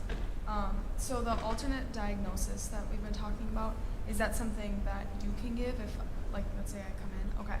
I can't diagnose. Okay. So if I was feeling sick or something, that automatically would mean I go home. Correct. Until I see a different doctor. Correct. Okay. You'd have to see a medical provider that can diagnose. So myself as an RN, RNs can't diagnose. Okay. Upper level, like advanced practice nurse practitioners and things like that can, but I cannot. Okay. And then, like, just for an example, like a student stays home like one day just feeling sick, maybe it's not the symptoms, maybe it is, but does that automatically mean they have to stay home for 10 days? Or is that kind of case by No. case? So Mel and I work every morning to follow up with who's out. We're reaching out to families, trying to figure out how they're doing, what their symptoms are, if the family needs anything, and then it's an individualized process every day. So no, it doesn't automatically mean that you are out 10 days. Yeah, just want to say thank you too, because You're welcome. the past 2 years, you're doing great work. Thank you. Cassie, you do an amazing job. This is probably the toughest job on the in the school district right now. So I appreciate everything that you're doing. One quick question. So John Smith has been vaccinated as a student and comes in with a cough, persistent cough. We're going to send him home, and we got to keep him home for 10 days unless he gets tested. Correct. The last 2 weeks we have multiple fully vaccinated individuals testing positive. Okay. That's So a really good until- question, Mike, to Until we clarify can that. rule it out. So whether you're vaccinated or not, it doesn't matter.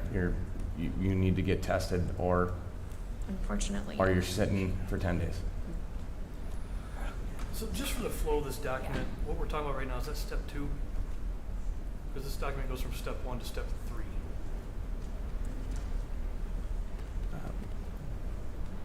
The last 2 are for information discussion.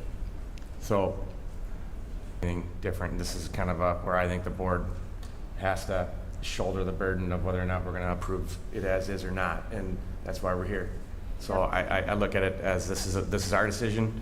You've come to us with your proposal, and it's a good proposal, right? So, I guess, and I ask my board members this, the one problem I have is the 10-day mandate for having a student sit out, and I'm sure we're going to have opinions on this all over the board, but I'm not comfortable with having a 10-day stay-at-home mandate for a student that we're basically forcing them to get tested. And I know that's what it was last year. But last year was a different year, and we were under a governor's mandate last year for most of the year. So I'm asking you, and I'm bringing it up. I don't think at this moment on tonight's night I can support it as a mandate. I like it as a recommendation, and it's very communicated very well to parents and students that this is what we would really strongly suggest you do, and see how it goes.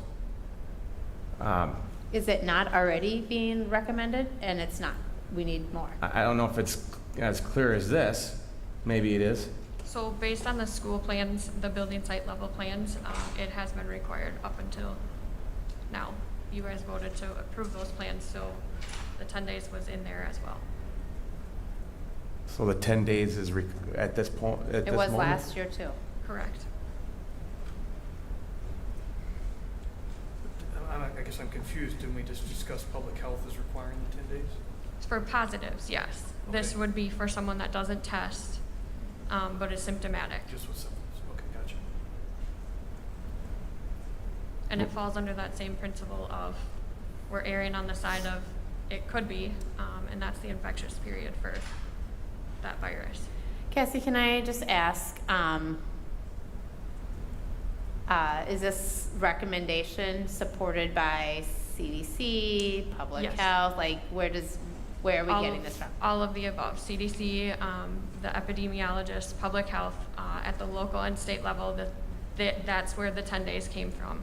It's not a number that I came up with. Yep. Right, so this is supported by science, by Yes. leading scientists in this area. Yes. Yeah, and I'm not doubting that, and they're using it as a recommendation. I guess my stance would be that we go the same route, and that's our recommendation: is stay at home for 10 days or get tested and come and get the test results.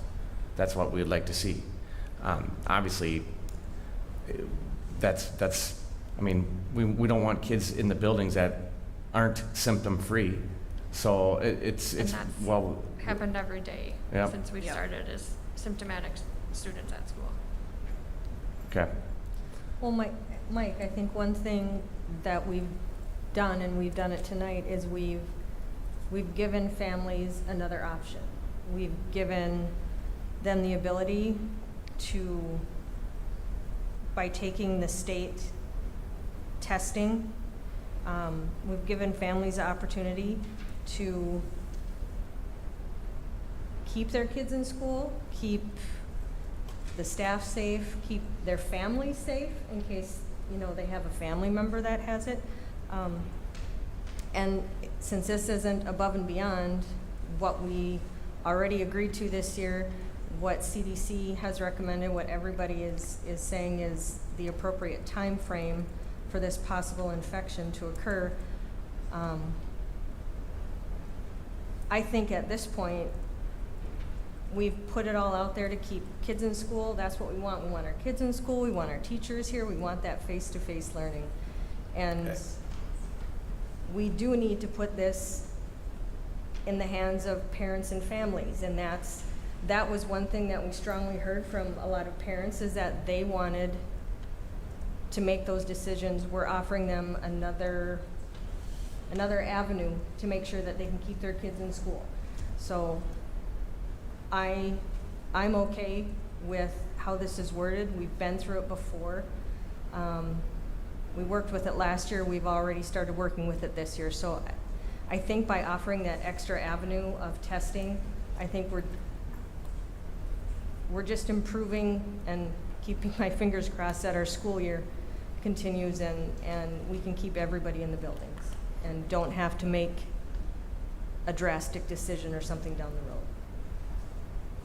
I'm not going to belabor the point here, but there's a strong distinction between what the CDC is recommending, what the health department is recommending, and what we're now mandating. Basically, that's my point.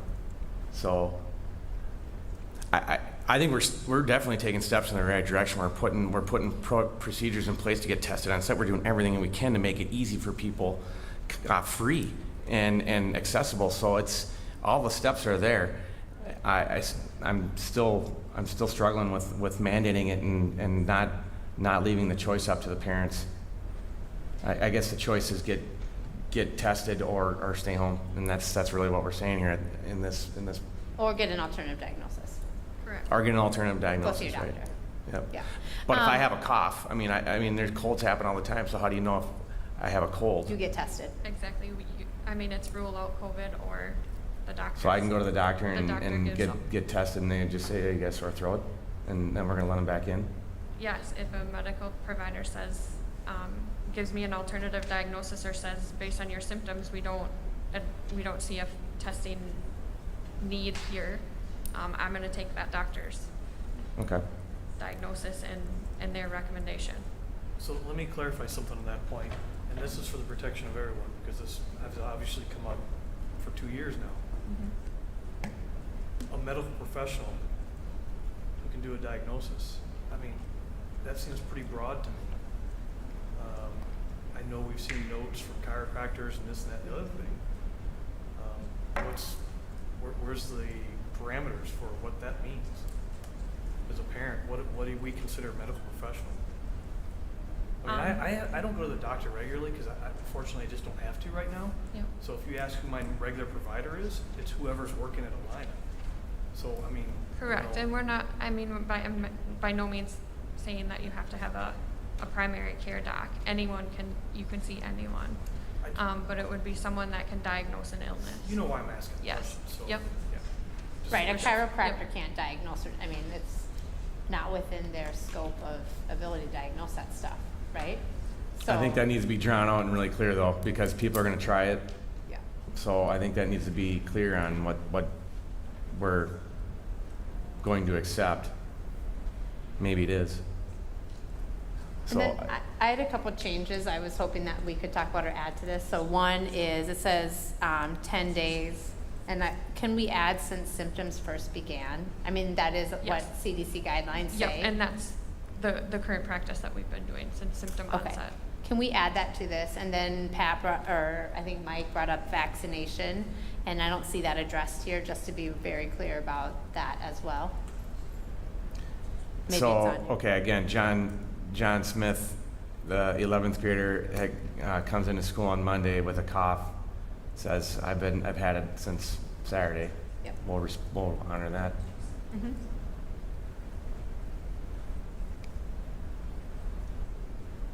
I mean, So then I've said my point, it's I guess. less than 10 days, because you're taking Correct. since the onset of symptoms, so then it's 8 days or whatever, if that goes to Yes, Saturday. and weekends count as well, so it's not just 10 school days.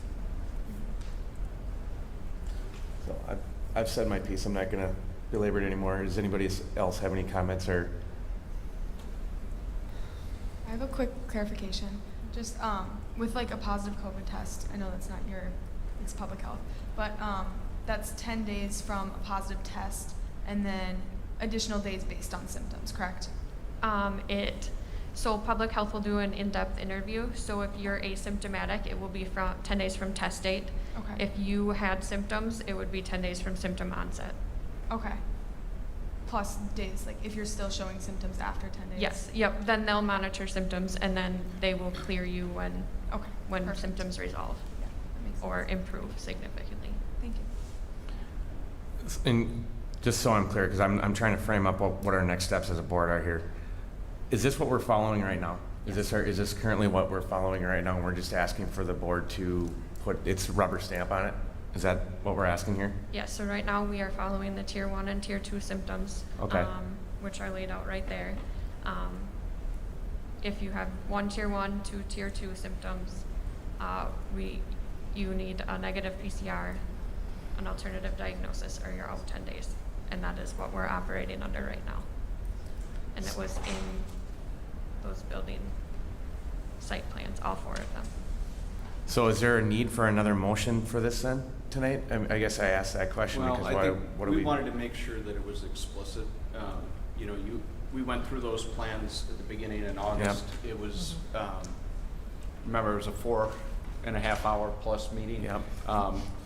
This part was pretty deep down in the plans, and we just wanted to make sure that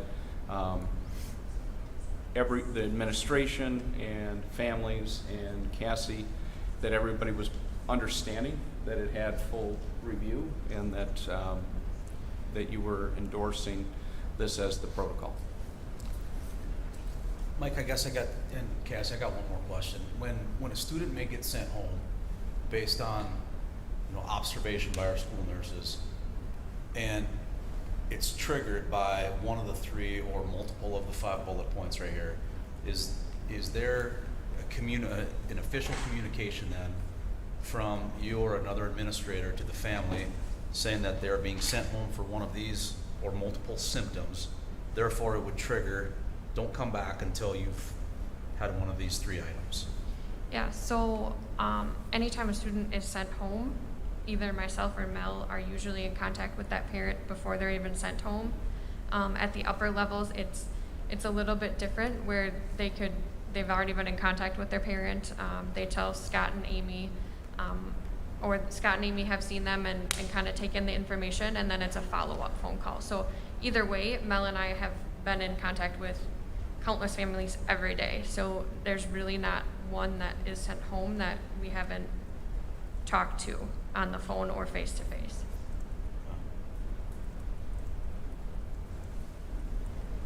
As a parent, I appreciate this because I know very clearly what the expectation is. I can say that having 2 kids, there are many times that I'm nervous about symptoms, or should I send them to school? Should I not? What does this mean? Is it one of those symptoms? Is it not? It's a lot for parents to navigate right now. There's a lot of stress. There's a lot of kind of that inner ethical dilemma between what do I do, what do I not do? So for me personally, I appreciate seeing one of these 3, this is what you do, or one of these 2, this is what you do, multiple of these, this is what you do. It makes it clear to me what my next steps are. So as a parent, I appreciate taking some of that worry and decision making out of my hands. So. Yeah, and I'll maybe I'll agree with you on that point, Tanya. There's, this is a message. Whether I agree with this or not, mandate or recommendation, it's a message to the parents.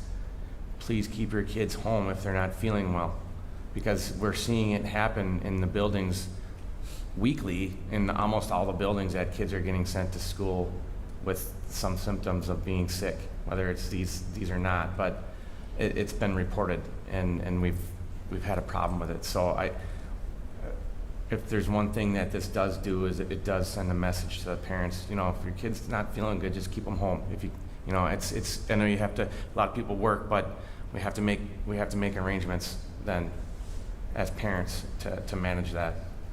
It's no different than any other year in that aspect. I kind of wish, this is not on you guys, but I kind of wish we went to slides 4 and 5 first to kind of show we're struggling with this right now. I mean, this isn't being brought up because this isn't happening or being preemptive. We are experiencing some needs here in our buildings right now. And again, my goal is always to keep kids in school. And in order to do that, we have to take some steps and be really firm. And this is what we need from our families as a collective community. Great theme for the night as well, and for the school year, community, right? This is important for kids to stay in school. And I think in the next couple of slides, we'll talk a little bit more about some of those struggles we're experiencing. But COVID, unfortunately, is still here with us, and we're really struggling with it. Okay. Well, if anyone on the board wants to make a motion, we can entertain it. Is it a motion? Do we say that? If there's no motion that we need to make, we can leave it as is. But this is the protocol that we have already approved. I think we need to have a motion because Okay. as we've been sitting here, changes have happened. So Yep. I don't know how aligned it is Yep. specifically. Fair enough, Steve.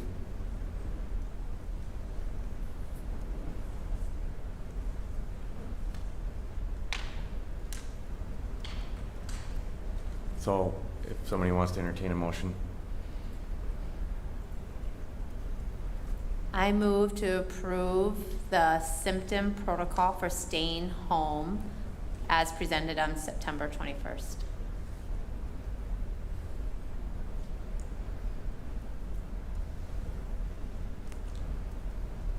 I'll second. All right, we have a motion and a second. Let's just do a roll call. Vicky, Aye. Pat, Aye. Tanya, Aye. Steve, Nay. and I am a nay as well. Motion carries. Thank you, Cassie. Thanks, Cassie. Thank you, Cassie.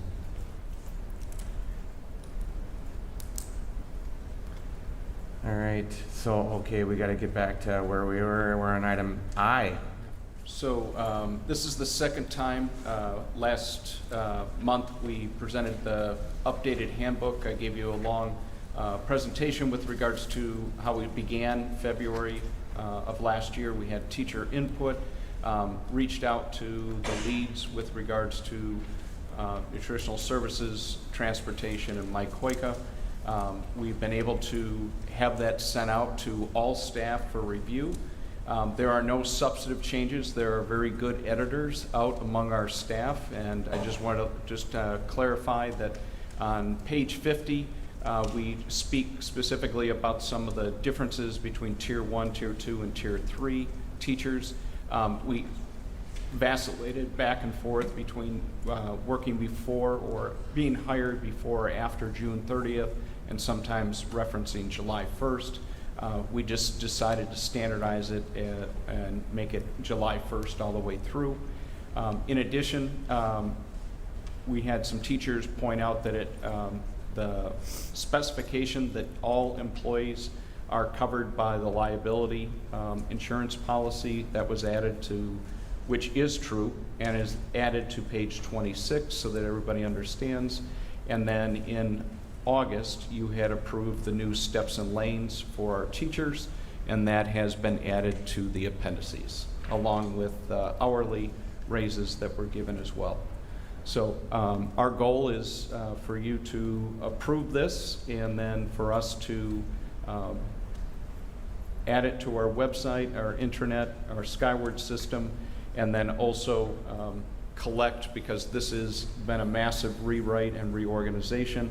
We'll collect signatures of all employees through an electronic signature process to make sure that they have access to it and have reviewed it.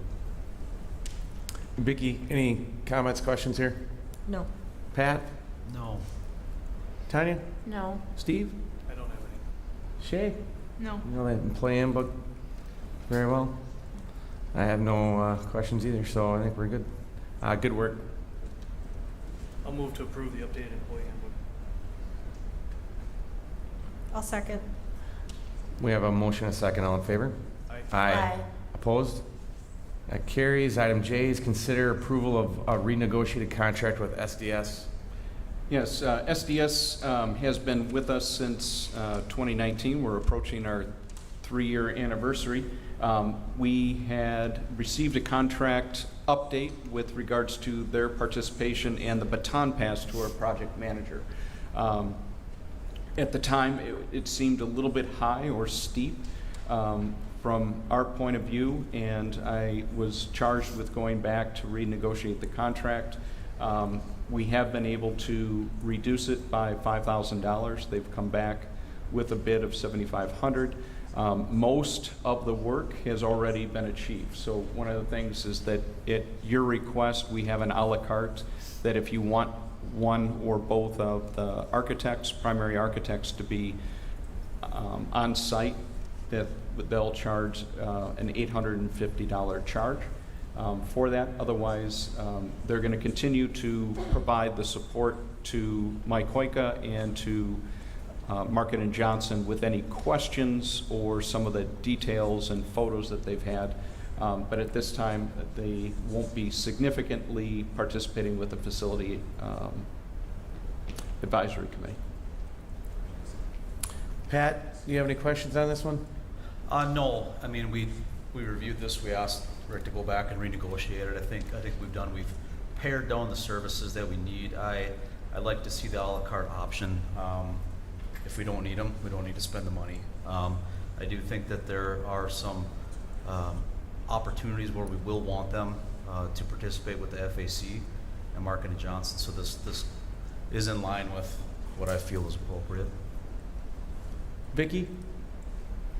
No, I agree. I think this option for us right now works the best, that we can call on them when we need them. Otherwise, we'll let the committee do their thing and Markin and Johnson also do their thing. Tanya? No questions. Steve? Nothing to add. Shay? Nothing. Yeah, I'm good with it. Thanks for working through this. So we can take a motion. I'll move to approve the renegotiated contract with SDS for services rendered and ongoing services into February and beyond. I'll second. We have a motion and a second. All in favor? Aye. Aye. Opposed? That one carries. We're concluded with business. We're on to information discussion. The first item is maintenance and repair update regarding the February 15th, 2022 referendum. What I wanted to, I've displayed up behind me, if you go to our district website and under school board, where you see our meetings and agendas and minutes that are posted, right under that is facility and planning. On September 15th, we had Mike Hoyka, we had Markin and Johnson, and Dan Roth, a community member who is on the Facility Advisory Committee, presented at the annual meeting.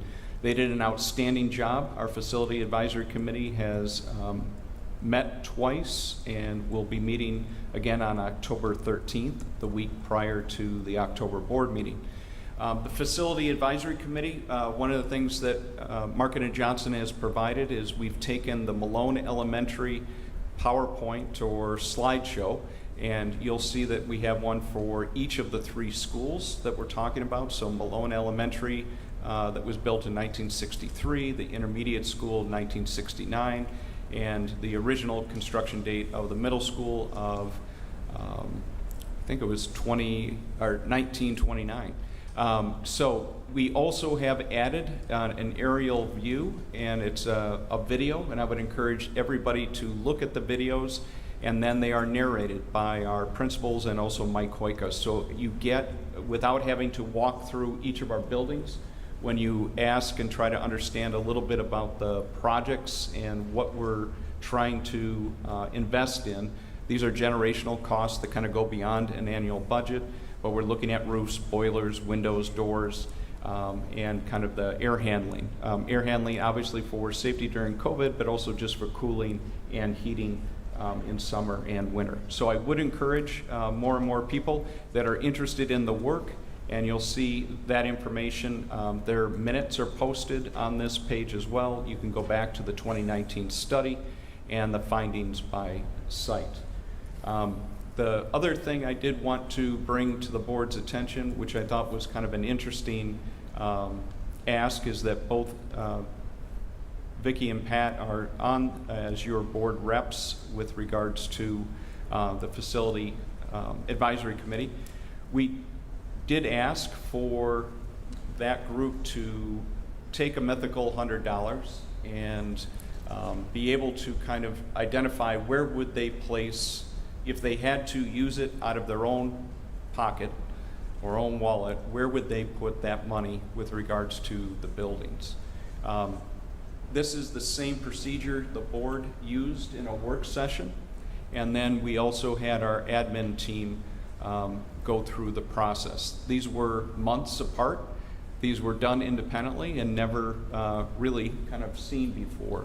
What I think is interesting, and from a psychological perspective, there's a lot of research that the consensus often can be very specific and accurate compared to algorithms.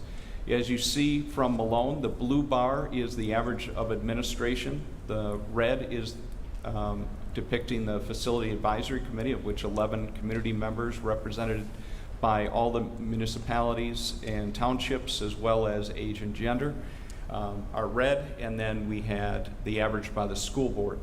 So when you look through this, you can kind of see pictorially that there is one building. The second largest square footage building is kind of substantially different with regards to where people would, if they were going to invest $100, where would they invest that money. Malone came in next, and then the middle school third. Obviously, our Facility Advisory Committee is following the guiding change document. The guiding change document gives the parameters that the board is asking for the Facility Advisory Committee to come back and provide 3 viable options with regards to where to draw the line on the tax tolerance, but also the necessary or hierarchy of needs by building. And so I think this will give some flexibility for them to start to now narrow down their presentations. And I'm really appreciative of the work that they're doing and the questions that they're asking. And I would defer to Vicki or Pat if they wanted to add any additional comments. Vicki, anything to add here? No, I don't think I have anything else at this time. All right, Pat? No, nothing to add. I kind of want to wait. The FAC needs to run its course, do its work, do its job. I think it'd be inappropriate to comment yet at this point in time. But again, like Dr. Spuzza said, happy with the group and excited to continue to participate with them. Tanya, any questions? Rick, I just want to bring us back to that website of facilities planning. And I recall at our annual meeting last week, we had some community members asking for our 10-year plan and where that was located. Mm-hmm. Is that an appropriate place to attach our 10-year plan? Yes, so Mike Koika, myself, and Andrea met on Monday. He has the documents for them. The Facility Advisory Committee, we kind of use different terminology, but they already have it in their packets, mm-hmm. but that is exactly where it'll be posted. What we did make a decision is that when you enacted that Fund 46, which is capital money that can only be spent on any items that are on that 10-year plan, you approved that in 2017. So that original document will be there, and then we're going to put where that is currently. And the reason we wanted to do that is so that you can see how we continue to chip away, but also other things come forward by age and things like that. So just so people aren't confused, it's not a static document, but that is exactly the website where you'll see that. Perfect, thank you. Steve? No. Shay, anything here? None. Okay, Rick, remind me, so we have how many meetings? We've had 2 meetings? Yes. Plus the annual board meeting was a little bit of a presentation at the Facilities Action Committee, our advisory committee, a lot of members were there. How many I know our target is to have something in November, right? That was the schedule, but how many meetings are left? Can you remember off the top of your head? Yeah, so they're meeting once a month, unless they call one earlier, so they always meet the Wednesday prior to the board meeting. I know the timelines are getting tight, and there's a lot to probably unpack there for that group, so I'm just hoping that those meetings are run efficiently with outcomes and they're getting what they need to make decisions and give us what we need. So, thank you. All right, let's move on. Item B, update from the annual meeting on September 15th. So we just wanted to share 5 quick slides. This is how tax levies are identified. In October, the board has the final decision to make sure that you are levying the amount of money that is essential and necessary to make sure that you're running a highly effective school system. That part is built by 3 revenue buckets. The first one is the revenue limit. As you know, Lisa Boston presented that there's a red box around that because that is based on the 1993 revenue limit legislation.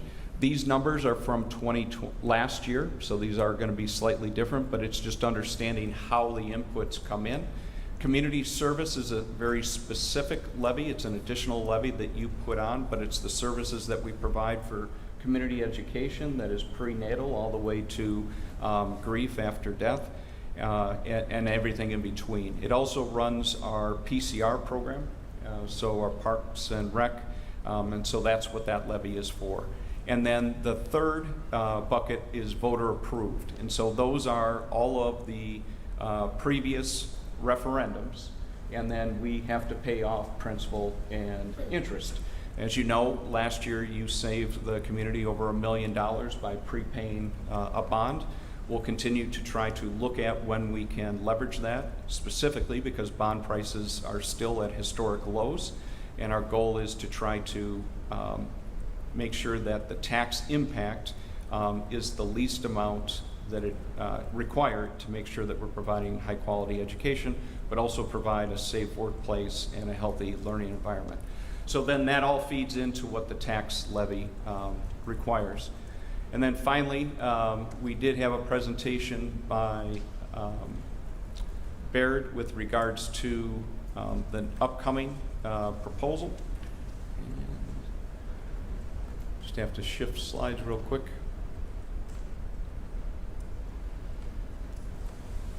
And this is from Debbie Burnett, who is providing stand-in services until Sue officially joins us on October 7th. Obviously, we continue to we are organized to provide great things for kids. At this time, we're still looking at a balanced budget. We have a few moving parts that Debbie and I will continue to work on, but on October 20th is when the final proposal will be given. On September 17th, the enrollment plays a big key part.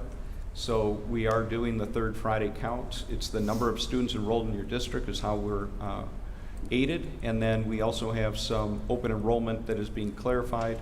And then Michael Kozmowski shared with you the summer school numbers, and he'll give you an update in October about the additional benefit that August 30th and 31st is providing for our district. Obviously, with regards to COVID, it's not necessarily always specific to COVID, but it's more like whack-a-mole. And so things pop up with regards to resources that we need or supply chain issues where prices are going up. And so that is something that is an unknown, and we continue to try to address that. And then we have some long-term and short-term needs that we'll be bringing forward to you. So kind of the timelines with regards to the equalization of the value. So all homes and properties are assessed. Those happen at different points in time, and they are then equalized across the state to try to provide a more fair distribution so that it doesn't matter by zip code where you live, but that everybody has some kind of standard. That's where the state will pick up more of the cost for people that are property poor, and the state will take up less, and then it falls on the taxpayer. October 1st is where Katie Hilbrand and Michael will be reporting summer school numbers and also our fall enrollment. And then October 15th is equalization aid, and then Debbie and I will have 5 days to turn that around and present you with a final budget. I thought the presentations by Baird, Lisa, and Debbie were very thorough. I think answered a lot of questions, and we'll be also, if people go back to our archives, you'll see that the presentations and their full narrations are available for the September 15th annual meeting. Steve, any comments on the annual meeting? Thoughts? You know, the presentations are very thorough. Yeah, I think everyone did a really nice job, Rick. So thank you for the preparedness and having a lot of the questions answered before they were asked. Tanya? No questions. Pat? No. Lisa, I was gonna. Sorry, Vicki. No. Yeah, I was just gonna say that Lisa and Deb, I thought they nailed it at the annual meeting with their presentations. It was fantastic. I can't wait for them to tell that story again to the wider audience, because that's an important story to tell for the success of the district and our finances, because it's one of our cornerstones on why we're in such a great position to go to referendum and not have a significant impact on people's property taxes. All right, let's move on to item C, the Student Council and Student Board Representatives presentation. Thank you for waiting 2 hours and 15 minutes until your name is called. Do we put them at the end on purpose here, or? I think we're just trying to get them to go to sleep. Kinda hide it. Just wanna see if Mr. Ryan Give can them stay some up to rest. sleep. And Get your Shay's joining monster. us now at the podium, and she'll have some of her peers coming down. I think Josh will be available also to answer some questions. I wanted to just thank the student council for your engagement in this process, and I want just to make sure that you talk a little bit about how long this process has been and the number of people that have been involved. So I'll turn it over to Shay. Okay, well, hello. I think most of you know me. I am Cheyenne Stenrers. I'm a senior on the Prescott High School Student Council and the student body representative for the school board. Today we are proposing our inclusivity mural be approved for permanent display on the wall across from the library in our high school. You can switch the slide here. We first created this mural in an effort to fight discrimination within these walls. It was identified after a school-wide survey with 296 responses that 44% of our students have witnessed discrimination at Prescott High School, and 14% of students have been a victim to discrimination at Prescott High School. Because of these alarming statistics, we decided to address the issue with 2 plans. Our first plan of action was a diversity pledge, in which students committed to creating a safer and more welcoming environment for all people. Many students enthusiastically signed the pledge, and many made an effort to thank us for our work to fight discrimination. Along with the diversity pledge, we decided to create a mural. We pondered and discussed over the course of several meetings what we wanted our mural to represent, which Anna will go more in depth with soon, and landed on the idea of depicting a Prescott High School student, their heritage, and their influences. Maddie Tavayan, as creative artist she is, took our discussions and fantastically brought our vision to life. So now that I've explained the basis on which we've created this mural with our discrimination survey, I would like to show you our finalized version of the inclusivity mural that we wish to be permanently displayed on the walls of our high school, which is on the next slide. The following is Maddie Tabayan and Bella Lenz's description of the mural.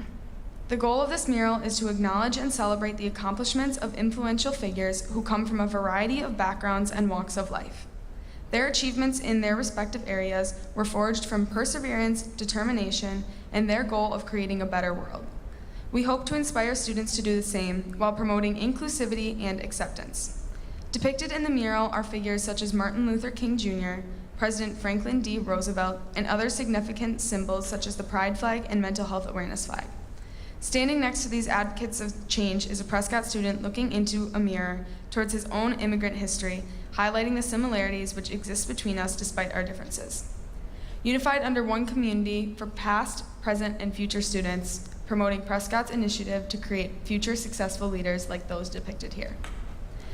So our student council has worked very hard to make our school a better place through our student leadership, of course, but more action was definitely needed with such a big issue at hand. With the discrimination survey showing the areas in which our school needs awareness and change, we believe our diversity pledge paired with the inclusivity mural shown up there, it will effectively address and diminish discrimination at Prescott High School.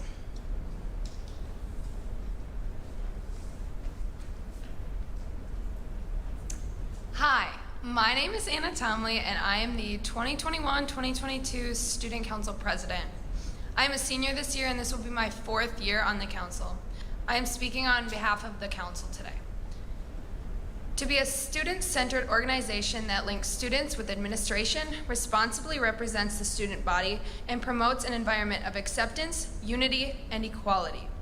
This is the mission statement currently embodied by the Prescott High School Student Council. As president of the council, I have both endorsed and supported these ideals for our council and our school. We thoroughly believe that safety and acceptance are the main priorities for our fellow students, and this mural captures our vision of unity that Prescott High School students are promised when they walk through our halls. Every student at Prescott High School is different and is a product of the experiences that they have as well as the people around them. Our differences are what make the world work, both in and out of school. Our council wants to strive for a high level of equality for our fellow students whom we are representing. Everyone undeniably deserves respect within the walls of our school, and this mural preaches the importance of diversity and inclusivity for all races, ethnicities, genders, hardships, and other differences students possess. We are all capable of great things at Prescott and are not divided by our differences. Our council strives to demonstrate unity and togetherness at Prescott as our fellow students build on their kindness in and out of school. Education can only take place when students feel welcome and, most importantly, accepted. We believe that by promoting acceptance, our students will be even more understanding of others. The great leaders on this mural, as well as the mural's other characteristics of diversity, help to outline the complex makeup of Prescott students. We as a council firmly believe that the implementation of this inclusivity mural would benefit Prescott High School students and allow them to understand acceptance, safety, and respect for others for our generation and generations to come.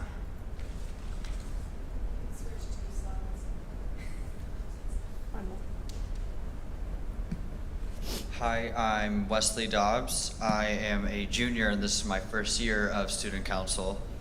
And you guys may be wondering how are we going to display this mural? As the council has decided that we will use an adhesive back-end vinyl wrap for the empty wall across from the library. This application bonds with the concrete wall to make the mural part of the said concrete. Therefore, the only way to damage such a strong material would be to damage the underlying concrete. Because the mural would become part of the wall, it is durable and long-lasting, standing up to wear and tear from the students in the hallway and even aging. The student council's goal was for the mural to be part of the wall for years and years, generations through generations. We did not want a so-called quick fix to the large issue of discrimination at our school, but rather a permanent one that will impact students 5 years from now, 10 years from now, 20 years from now.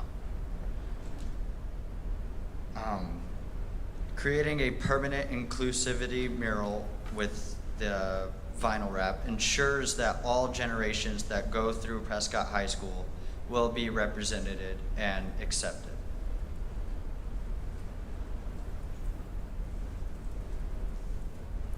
Good evening, everyone. I'm Mallory Bowles. Currently, I'm a senior, fulfilling my 4th year as a member of Student Council in the Vice President position. Last year, the Student Council wanted to create an image which would inspire students to strive to be themselves and push against limits. As a council, a main goal of ours is to promote equality and inclusion within Prescott High School. We believe every student at our school deserves to feel welcome, included, and represented. The mural includes a large number of highly influential people in order to set examples at Prescott High School, to push against adversity and achieve success. The mural also displays a number of other important images, which any of the students at our school may associate with and find confidence in. The mural is a reflection of our school. Every student who may view the mural will see an image where they can find inspiration, support, representation, and acceptance.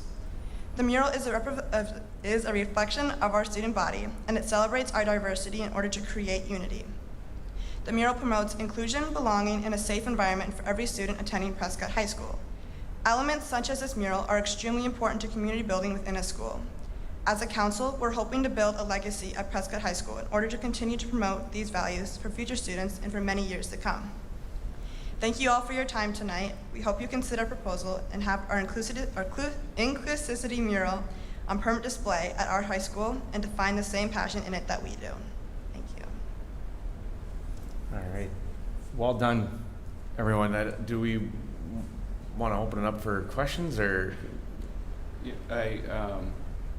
Yes, please. Yeah. Because we would like to come back to you as a business item to be able to get approval both for the expense but also for the installation.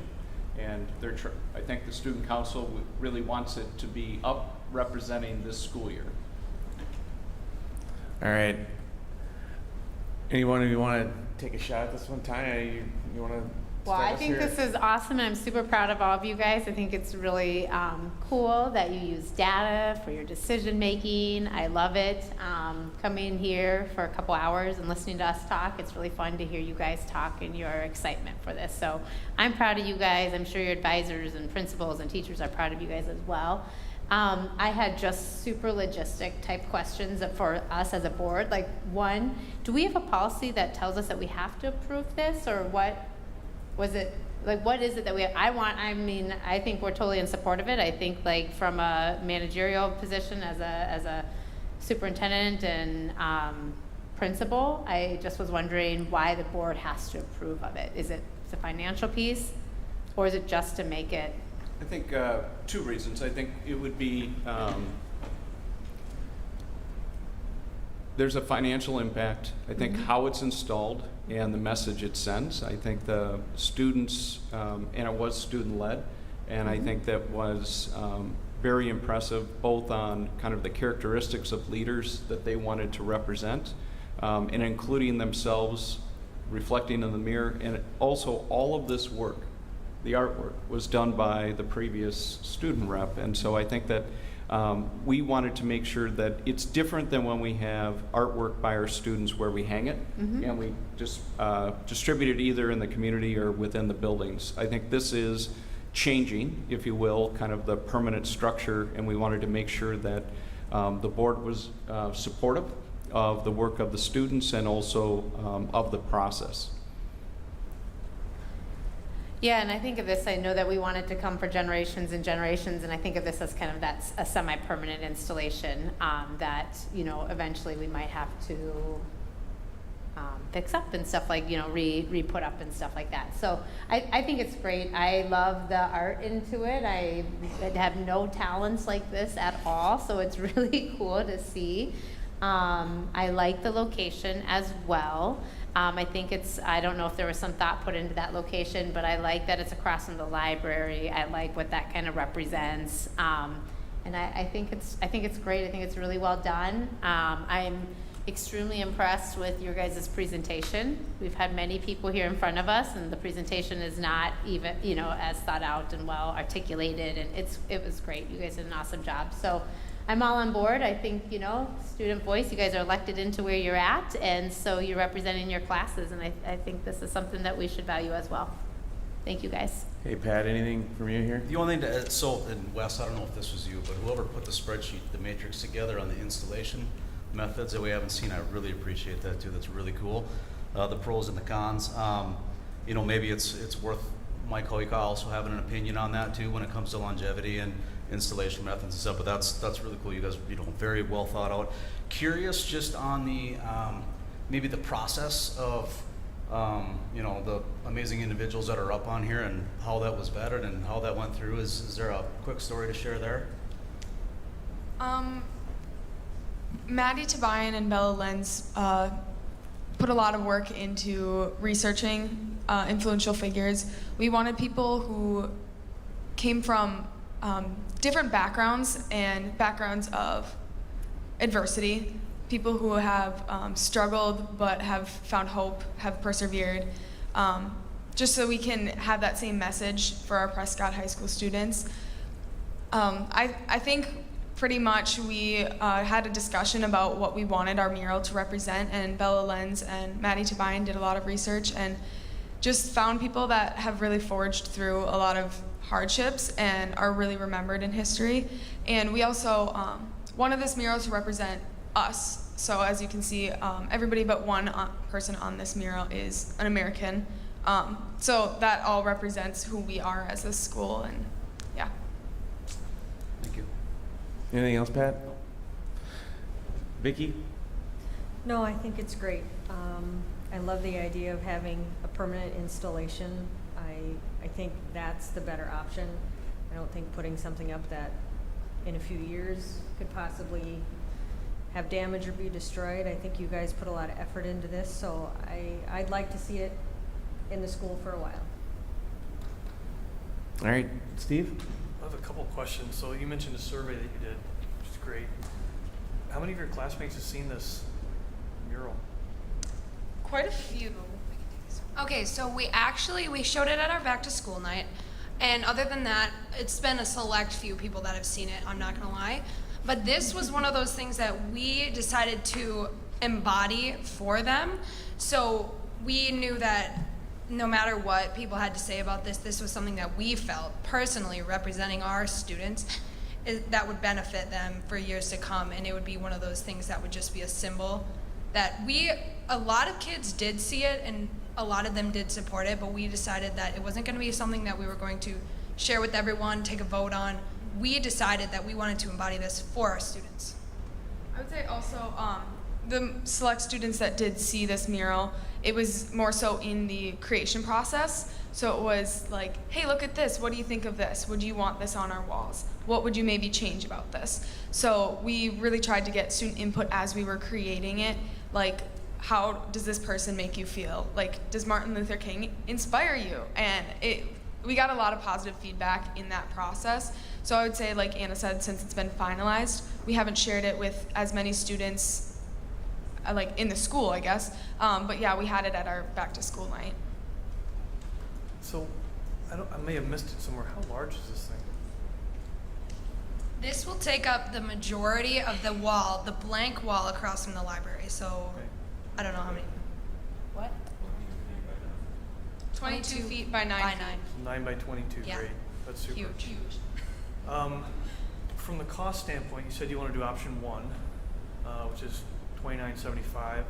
And then on the bottom, there's a production cost of $18.25. Are those separate costs? That's the 1875 is rolled into 29. It is, okay. Thank you for that. And then what's the production time to get the banner ready to hang on the wall? The production time is 2 days. It's about the professional installer, but it can be as short as a week to 2 weeks. Okay. Nice job, guys. Yeah, maybe just a quick question. So I'm just curious, like the process for selecting the individuals on the mural. Maybe you covered it in part of your presentation, but can you just give me a little bit on that one too? Just what was the process for like selecting the individuals that went on the mural? Yeah, so as Shay said, we wanted people that came from like a variety of different backgrounds, but also succeeded in life. Like we're really pushing for our students to, put aside what their like differences and just to go for success. And that's what all these influential people did, is they had hardships in their past. And as Shay said, Maddie Tamayan and Bella Lenz last year, they went through like extensive research to determine who would best represent our students and who came from hardships and succeeded over time. So. And then just as an addition to that, when I had spoken with both the girls last year, we really addressed 2 things. Knowing that this was really about wanting to make an inclusive environment, they wanted figures that embodied some sort of inclusive outlook within their own professional work as leaders. And then we also looked at our 5 R's that are hung up kind of all over our school. And so one of the things we agreed upon was the people up here needed to at least embody one of our 5 R's and showcase that as a central value of who they were and how they led whoever they were. Can I add, and I don't know if you guys have thought about this, but since we're all being honest here and we're not lying, like I didn't know everybody on here and exactly what they stood for at first, but I read the description and then was able to identify. And I was wondering if there was any thought to putting that description next to it or some kind of plaque that we part of that for people like me that don't recognize everybody up there. It hasn't been put into our that spreadsheet that you see, like the payment on there, but it's definitely something that we have been considering and something that we would hope to have or have that resource available somewhere in the school, because quite honestly, when Maddie Tabayan and Bella Lenz showed us this mural for the first time, some of our student council members didn't even know all of the people on here. But yeah, I think once those people are explained or identified, I think that the mural means even more. So I would hope to have that. Absolutely. As well as that's the super important actually to have. As well as the symbolism, Yeah. too, that goes along with it. There's a lot of symbolism. There's choice in the flag, and we don't want to assume everybody knows all of the meaning behind it. I think it's a great. It's going to add to cost, and it might not be this year or whatever. I understand that, but I do think it's a good next step. And Josh, is that company able to create kind of like in museums, you have the something there, and then there's a nameplate or a description? So I think option number 2, just in terms of installation, was the dive-on back PVC, and that's what I believe a lot of those stand-off plaques are made of. That includes any sort of description, so they install those all the time. I think that would be helpful in October to have that additional cost and how you would want, what you would label. I think it's more than just the individuals, but also the symbolism. Well, again, I'm going to echo everybody else's comments. This is an amazing piece, and I can tell you guys have so much passion, and it's really cool that students step up like this. I'm really super impressed. I don't know what year it was, 29 years ago since I've been in high school, but you guys are light years ahead of where we were back in our day. So congratulations and really nice job on this. So thank you. I think, unless you have any other questions, we can let them sit down so they don't have to feel awkward. You guys can stay up here too if you want. You're more than welcome to. So what are you looking for from us right now, Rick? Is kind of an option 1 versus option 2? What's our, what? Yeah, I think the way that they presented it and the durability of having it affixed to the concrete is what we would propose. We'd like to bring it back in October for approval so that Josh and the student council can put it into production. Okay, so I'm going to just play devil's advocate here. You brought up policy, Tanya, about we don't really have a policy around this. Why are we looking at it? I'm just going to play devil's advocate, right? So option 1 is it's a permanent fixture. It's going to be there forever. And then we got option 2. It's a non-permanent fixture that can be transferable. One question I'll pose to the board is, this is kind of this is a unique request, right? We've never had something like this before. So I'm curious, are we opening the door if we make something permanent where now we have another student council 5-6 years from now, 10 years from now, and they want to do something similar to this and put up another permanent fixture on the walls of this building? And that's where I'm going with it. It's like, we don't have really a policy around something like this. It doesn't sound like it. I don't know if we need to do any homework on that, but that would be my only concern about option 1, is having that permanent fixture there. And then if we have another group that wants to do something different, but also cool, how do we handle that? Because are we going to turn them down and say, no, we already have one? Or, that's what I'm worried about. Sure. We do have some policy in there about, I don't know about this specific thing, so I think it would be something that we could maybe add in. But we do have some policy around stuff somewhat similar. We've talked about like loss or donations and stuff like that. So maybe we could look at that before our next board meeting. Also, we have a lot of walls and spaces, if once every 5-10 years we have something cool like this and we've got data behind it and reason behind it, and I just don't want to be put in a position where 3 years from now we're looking at the same proposal, and now are we going to have to approve everything that comes across our plate? Is the proper hierarchy? So this got added to the agenda today by administration, right? So Rick, the district administrator, it went through a vetting process, and the people who are managing the buildings and responsible for the buildings thought to brought this, and it passed that vetting process, and maybe that process is already in place. And then at that point in time, it's probably more than just financial, but then it becomes a financial, decision by the board. So I guess what we're looking at then is, it's kind of a gut feel from the board direction. We want to give the administration direction on one of these 2 options. I don't strongly feel like we need a policy. That I agree with Pat completely. That Sure. I don't really think this is a board. 100%. But as far as the option, so are we saying option 1 is everybody's preference here? I'm asking because I want to make sure we're all Which clear. is the permanent affixing, or affixing it permanently to the concrete wall. What budget does it come from, or how's that? I mean, does it matter? I mean, they're both very similar. Are you no, talking? I'm just wondering in general. And can I just? Yeah. Because I know we say permanent. Yeah. But really nothing's permanent. No. Right. That's what I was thinking. You said he's going to remove it at some point. Yep. If it came to that, but the idea would that it would have longevity. Yeah. Okay, so. And then option. budget-wise, as long as, you know, we have it, I don't know if it's coming out of a maintenance budget, if it comes out of student council fundraising, I have no idea. That would be my only other question, but I trust that we'll have those kind of details figured out when we come back together next month. So it's on information discussion tonight. Is it going to come back as an agenda item for approval to the board, from the board? Yeah, on October 20th, that was the plan. And it's likely going to be option one with the permanent fixture on the wall wrap. Correct. That's what the board is basically directing, right? Not hearing any objections to that. Yeah, it sounds like it's a durability and a longevity thing. All right. And the word permanent maybe is potentially misused there, right? Semi-permanent. All right, More better value. since Josh is going to be here for the next 20 years, he can handle all these requests that come in and funnel it to us appropriately, right? Well, and I think, Pat, that was a good point. It wasn't random, right? I won't be I think here by that it was purposeful. It came across a couple of years. It was then reviewed by both the advisor and Josh before it even came to me.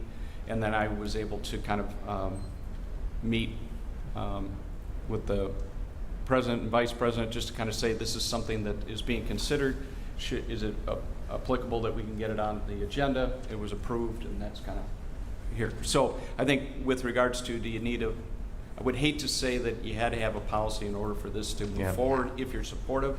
If you want to direct us to work on a specific policy, we can do that as well, but I would hate to shortchange. I think we're saying we don't need a policy. Okay. I agree. All right, well, again, well done. This is an amazing piece of art, and it's very well thought out and very detailed. It floors me how good it is and the thought that was put into it. So our students are the best. Thank you.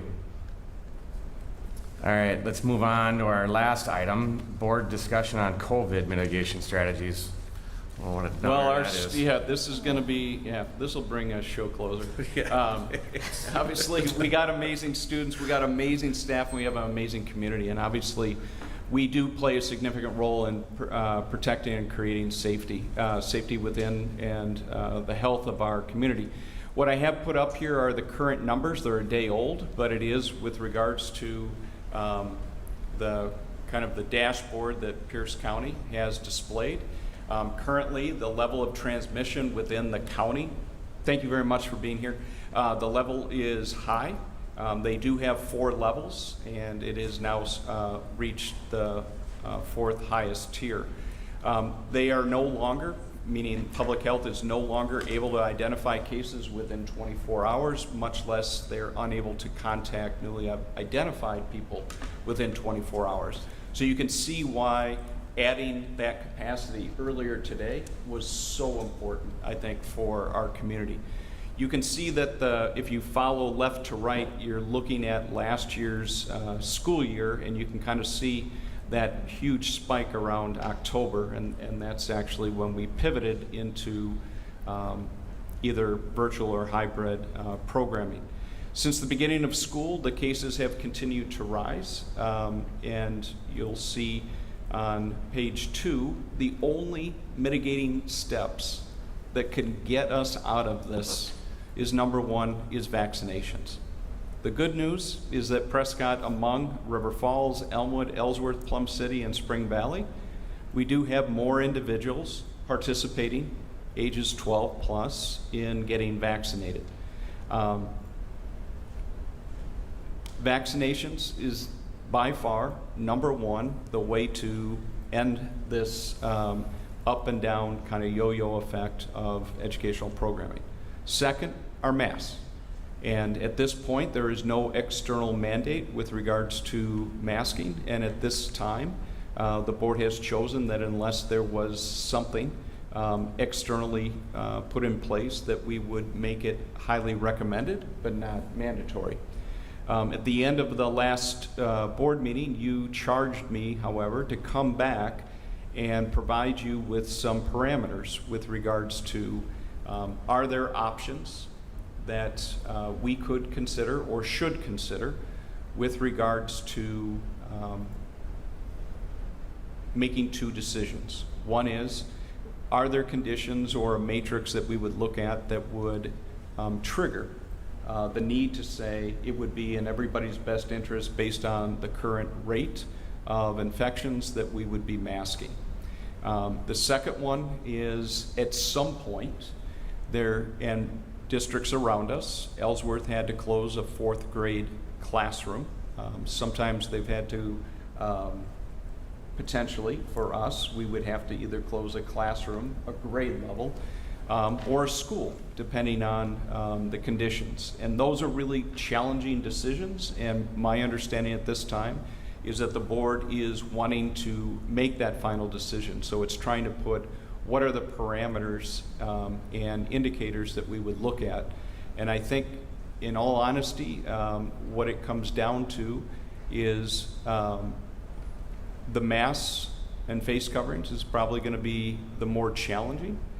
And to find any type of agreement that would be internal controls.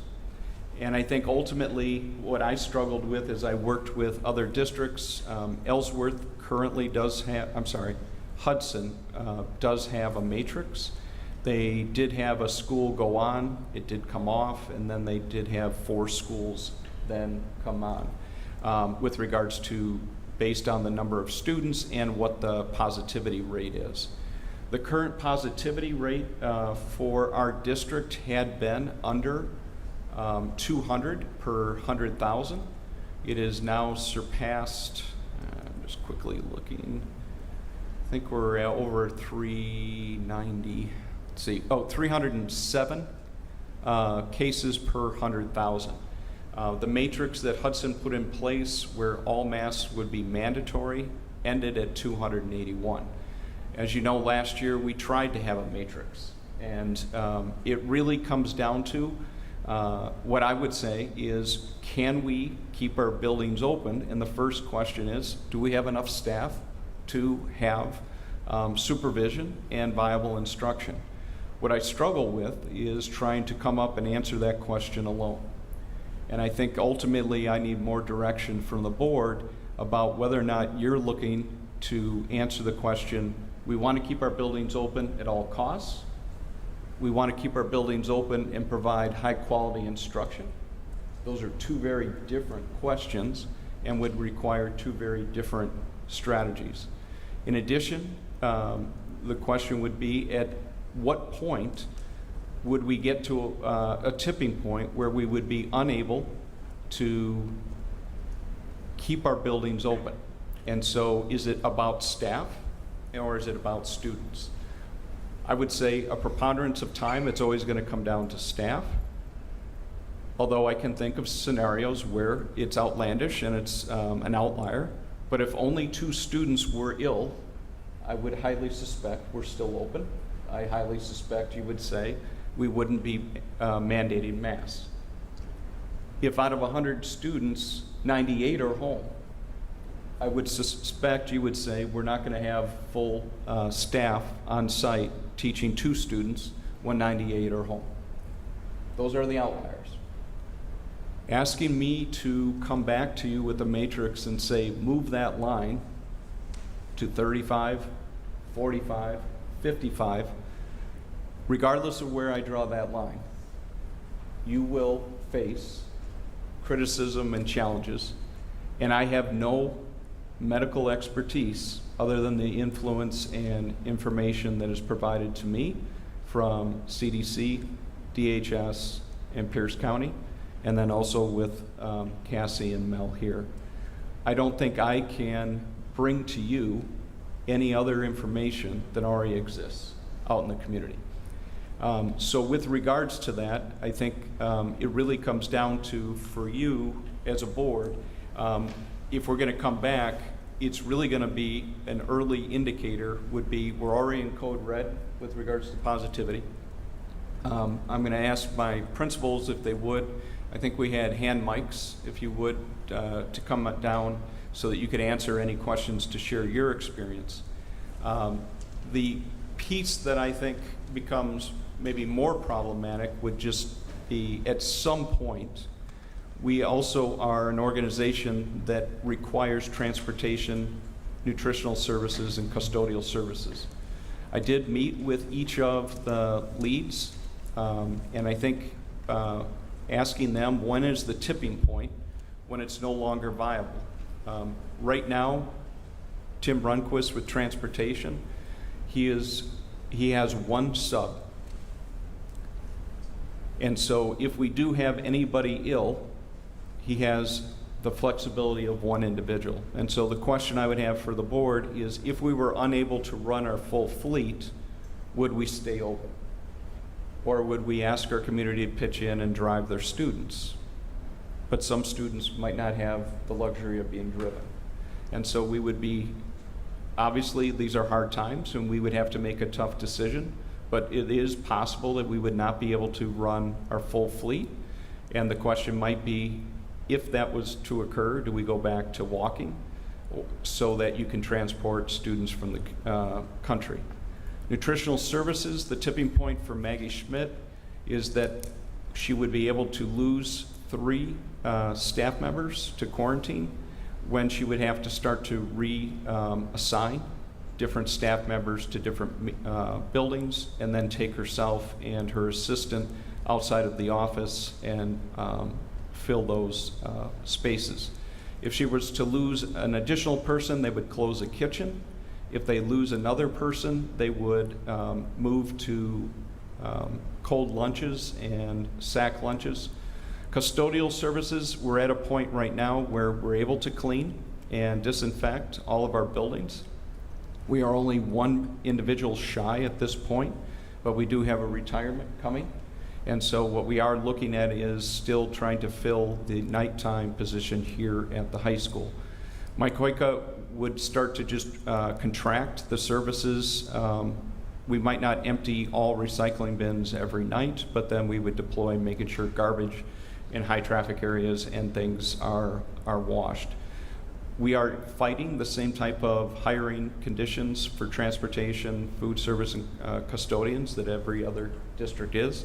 I'm very proud that we were able to be fully staffed and deployed all 3 of those systems. I think for us, what is occurring is that we are on the cusp right now that our secondary principals are, my understanding is at the high school, our main principal is currently at least in a classroom covering an open spot every single day, at least 1 period, and sometimes more. At the middle school, our principal is, because of lack of substitute teachers, is also filling in, and I think has only been 1 day since the beginning of school not covering. Those are huge shoes to fill, and I think the question at some point is, what is the priority? And is it to keep the buildings open and then we'll organize around that? Or if it's about instructional integrity, we then have to start looking at what steps are we going to take to either protect our staff or to help support additional vaccinations for staff and students.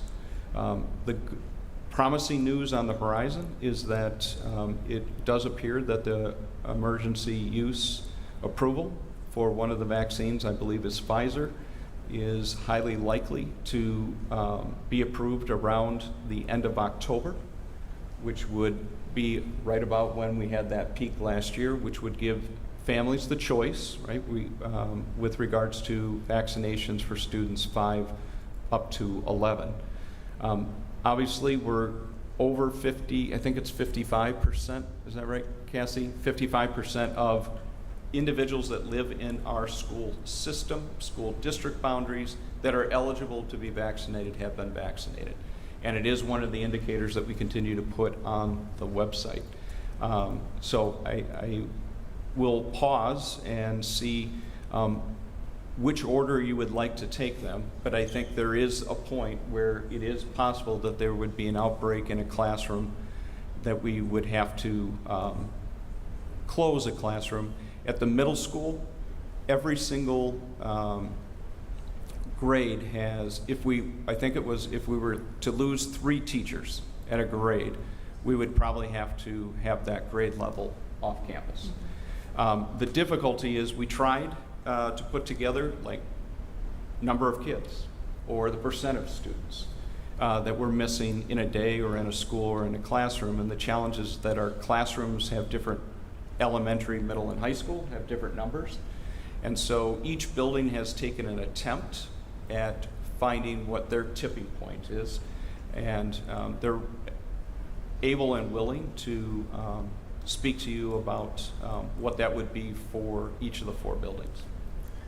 All right, I don't even know where to begin on this one. I'm opening it up to the board here. If anybody has any comments or suggestions on I have an initial question. Go ahead, Steve. Dr. Spikuza, so in the middle of this document, it talks about current COVID rates per 100,000 as of 9/7/21, and then updated 9/21/21. Yep. It says Prescott was 191, is 306 cases per 100,000. Right. Well, there's not 100,000 people in Prescott. What's that? What does that translate to? Yeah, I mean, right. Is it the district? I'm not sure what the population is. Yeah. In the district. So it's an indicator to basically standardize the unit. Yeah. So what they're looking at is they multiply the numerator and denominator so that it's standardized around that 100,000. The CDC has been using the 100,000. Our matrix, if you looked at it last year, Josh, did we? We're based on 100,000. Yeah, but when we broke for, like, when we would recommend off campus, wasn't it around 70? Do you remember? 50, I believe. 50. So right now, remember, and that's why we kind of went away from the matrix last year, because we just blew through that, and it really came down to last year was whether or not we had enough staff to keep our classrooms open, was our primary challenge. Okay, so I understand that. What I'm asking, and obviously we don't know this right now, but if we can figure it out, it'd be great, since this is an action item tonight. But what is it? Are we looking at 16,000 people, and then what does that convert to for Prescott? You know what I'm saying? What's the real number? Regardless of, I understand you're trying to balance with everything else and use this data, but. Well, we are tracking numbers within the school district on our site, right? So we do have those, and I think that's what are the most relevant to Prescott School District. So within Pierce County, as of yesterday, there were 137 new cases. So we can drill down by district on the number of cases. They have been increasing. I think the most at the high school, did we cross the 60? We were at 58. Did we cross to 65 students out, either being tested or ill? We had about between 13 and 14% of our student body out today ill for one reason or another. So that could be COVID-related. Josh, I hate to ask you this, but can you grab a microphone? So I want to make sure people online can hear this if there's anybody still up. And just admin, But here's the other Katie thing, has 2 Rick. mics for you. Rick, we're talking about these numbers, and you're talking about 191 and 306, or we can just look at 306 from today. Then you mentioned active. I don't know, or new. Are these active cases? Are these new cases? I mean, we need to understand what numbers we're going to be talking about to make decisions, and I don't understand. Yeah, Because well, I we use so think many different the main terminologies. challenge, that's why I think is where we'll chase our tails all year. I think that it really is going to come down to a local situation. And it's really, I think that you have 2 questions. If we don't have enough teachers and we have 3 teachers out, what should we do? And is it going to be a managerial decision for a short duration and suggest that until we can have a board meeting to determine whether or not we're going to be closed for an extended period of time, do you give authority for Kyle Igo and myself to say, we don't have enough adults to be able to oversee and provide supervision for these students, and we're going to close for 5 days until we can convene a meeting and have a decision to be made. I don't know how we couldn't give you guys that. I mean, you guys are walking in, I work in a school system, you walk in and you find out that morning who's coming and who's not in some situations. It could be that they go home partway through the time. I mean, I can't see gathering us for a board meeting is at least a couple days. We have to announce it, we have to put it out there. Like, I don't know how we could. And what does a board meeting, okay, we're talking about school closures. I think there's a couple of different things that I think are on the table right now. School closures seems to be the easiest one to talk about. If a school or a grade has to shut down, I don't know how the board can intervene or be a part of that decision. That's got to be on the. That's nothing. It's similar to a pipe burst. You know, we have to evacuate. So that's got to be a building administrator call, along with partnering with you, obviously. So school closures to me seems like the easiest one to take on. Do we need? If it's short term. It's got to be derived from metrics set by the board, I think, is the real thing. Does it? Well, yeah. Yeah. I think it does. But the problem is we need recommendations. I don't run a middle school. I don't know what that number looks like. When does it become critical? You know, I don't know that for any of the district buildings from an operational standpoint because I'm not a building administrator. I guess, Steve, I think there's two different metrics we can look at. There's students and percentage of population home, which is what you're looking at online. And that to me is important, but more importantly, it's whether or not we can run our buildings with staff, appropriate staff, licensed staff, make sure that they're getting an education and stuff. So for me, although I'm worried about the numbers, I'm less worried about that as the decision point. I'm more worried about looking at those individual pockets and making some short-term decisions. So if Kyle, which by the way, I know you substituted my daughter's class, she said you did an awesome job reading the chapter. But if like you can't have, you're missing, I already heard the parameters, it was 3 teachers and you can't run that grade. And to me, that means you don't run that grade. And it's a short-term decision and it stinks. And it's probably, I think they're typically cycled 2 weeks out, you know, decisions, maybe it's a week, whatever you guys come up with. That has to happen. I mean, otherwise, what are we doing with the kids? We're putting them in one big room? That doesn't make sense either. So I'm less worried about the amount of kids when it comes to these decisions. It's whether or not we can run our buildings with efficacy, with safety, with a sense of education. Transportation, I'm all for. If we have to get to walking, we have to get to walking. I don't want to do that, but if that's a short-term thing, that has to happen in my mind. We've already did it once before. I don't think we need to come back here if it's a short-term, we have a bus driver sick. If it's long-term, I think we need to come back. Custodial stuff, if we need to look at safety measures, right? Visitors in our buildings, we've done that before. It saves custodial services in the evening. We don't want to have to cancel events and visitors, but if we need to do those things for short terms, we have to do those things so our kids and staff can come to the building the next day and learn. And the nutrition service is another thing. I don't think we can legally run a building without offering nutritional services. Can we? I mean, so if we have to shut that down, we have to, that building is down, or we have to shift where people work. And I think you guys have those parameters. For me, I would love to see them, and maybe it's our next board meeting where they're a little bit more clearly laid out. My concern is by the next board meeting, we're already gonna be in some of those situations.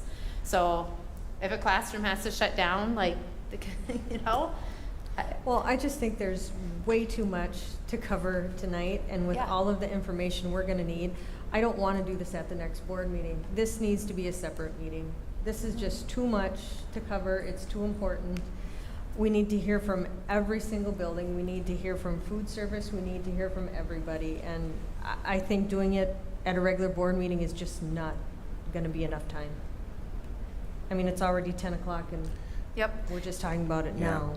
And my understanding is the county, Cassie, I'm probably wrong here, but the county will shut us down because of outbreak in numbers if they need to shut us down, right? If we can't function as a building, then we can't, or that's at least what the county has said, right? That they have the ability to do that? Yeah, possibly, but I still think that there are going to be scenarios that we're going to have closer information about whether or not we can, as you said, efficiently and effectively provide the supervision, safety, and instruction based on our staffing. And our staffing varies by site, and it varies by student-teacher ratios.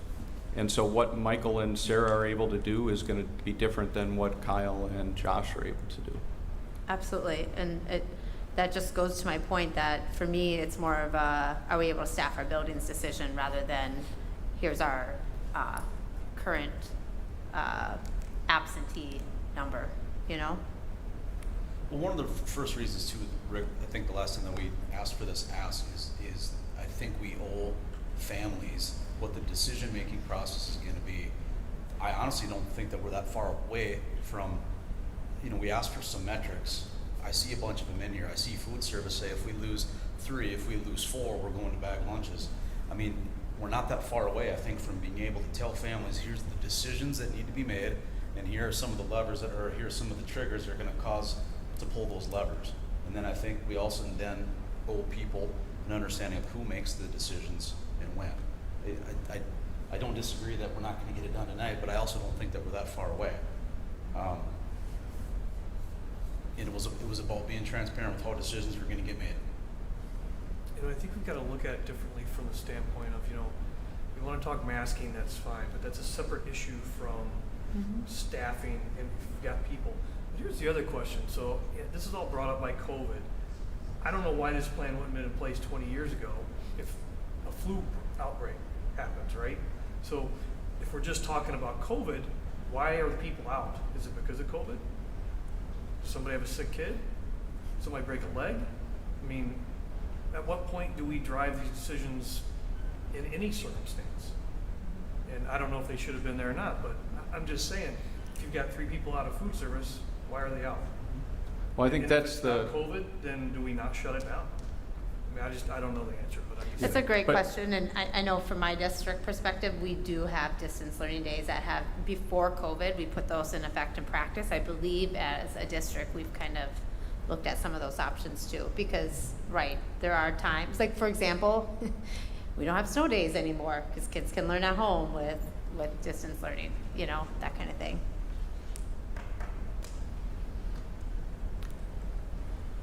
Yeah, I think the question comes back to, is the decision for a short-term situation or a set of circumstances, whether or not they're ill because of flu, death, COVID, they're still not in the building.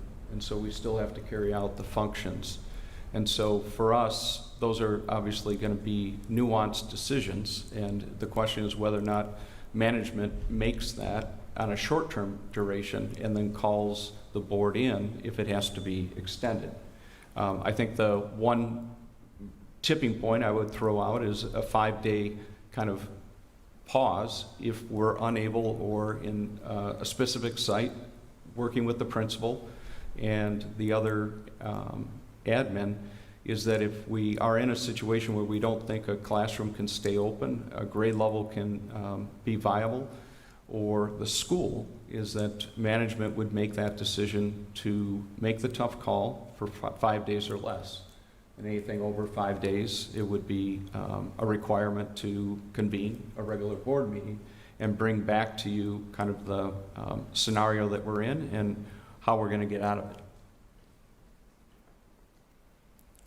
My first reaction to that is, would it be fair to ask the administration to say, if that was administrative right to take that 5-day pause, is it even fair to ask what are the triggers that would cause that, right? Or is it just you guys deem that we can't operate and we shut down, and us as a board or parent group find out later what that reason is?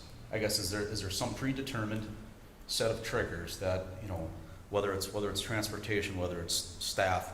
Mr. Eigel, I think, said if we lose 3 teachers, are great, right? I mean, he's defined something right now. Mm-hmm. Is it reasonable to ask that? And are we going to cover them all? Probably not. We can have a big asterisk next to all those metrics that says we haven't thought of it all. But if at a minimum we hit one of these, it's going to become a administrative decision, and then if it has longer than 5 days, then it will become a board decision. So it sounds like we feel as a board, you guys probably already know all this. It's just kind of clarifying it and getting it in a some kind of communication so we can see it and maybe it's available and it would be available to the public as well. I think that's important, that it's available to the Right. public, yeah. So I think that's what we're looking for, from what I'm hearing. Does that give you guys, I mean, Rick? I think one of the difficulties that we had as we tried to look from the instructional side is when you look at our subpool, we have a diminished subpool like everybody has, but that variable is not just controllable among 4 buildings, but we have subs that sub in other districts too. So for Mr. Igo to say, if I lose 3, there could be a really good day or a really good week where we could find 3 to cover. And then we could have a really tough week where they're either pulled to other buildings in the district or they're pulled to other districts. And those are uncontrollable variables. So to say 3, I don't know that we could say that with any certainty. We could pull levers within the building on certain days where I'm subbing, Mr. Montreal is subbing, our library's closed down because they're subbing, or both of our counselors are subbing. And we've triaged all those services. So we could say we could take 5. And that's our tipping point. But I don't even know if that's accurate, and that's with an entire reduction in ancillary services to our entire school system. So I think that's where we've really struggled to say, it's really nice, it would be really nice for us to have a matrix, right? Because it makes it black and white, and everyone likes black and white. But this is the most gray thing that I think we've circled around for 3, 4, 6, 7 weeks now, trying to figure out how can we make this black and white.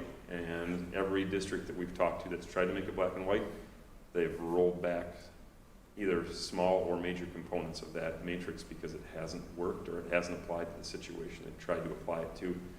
And they've had people get mad because they're shutting down the school, similar to us last year, when the matrix doesn't really apply. So I would love to do it, but I think then I would like more guidance from you guys about what you'd want to see for a matrix or a decision-making tree. And that's just me from the high school standpoint.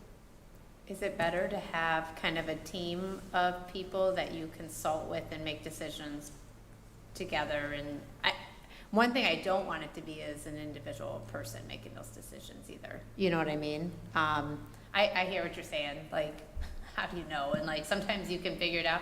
You've got 20% of your school population gone. That looks a lot different than when you're missing a teacher. There's ways to combine, there's ways to do things, but. One thing I just wanted to add to that is that it's never an individual conversation because so many of our teachers cut across buildings. Yeah. So the impact is looked at not just at the middle school. The middle school shutting down, that will impact the intermediate, will also impact the high school. So we look at how can we do the best good for the most amount of our students. So Mr. Igo said 3 teachers is his number. But I bet if he had 2 teachers out in every single grade, now he never hit the number 3. That's his number 2.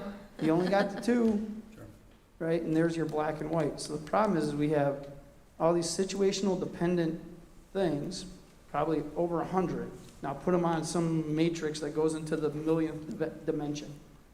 So that's why it's difficult for us, and that's why I think we've asked as an admin team is, what's our goal? Is our goal just to keep the doors open every single day? Or is our goal to provide high-quality education? What we found out last year is that hybrid for our middle school and high school kids did not work. They thrived more, learned more, when it was full virtual, and everyone was virtual. So I guess that's kind of the direction we need more as an admin team is, what are we looking for? To keep our doors open, to provide high-quality education, which might include a pause for 5 days. And if it's longer, then obviously letting the board know of the situation and then having you weigh in on that decision as well. As do we extend it to 10 or 15? Or can we come out of it in 5? And when we talk about how dire it is right now, on Thursday and Friday, when we talk about how dire it really is right now, on Thursday and Friday of this week, we have 1 sub currently available right now for the middle and high school. 1 person that is willing to sub in our middle and high school building on Thursday and Friday. I didn't look into next week. I'm working on this week still. So I have 2 more people call in. Again, all of our ancillary services are gone, and we have a significant amount of teachers using their prep time. I mean, it's a situation that if any teacher has to be gone for an extended amount of time, we're in a big bind starting next week. And those are ifs. But those are ifs that we do need a little help deciding what we're going to do and what we can and can't do. Well, I think,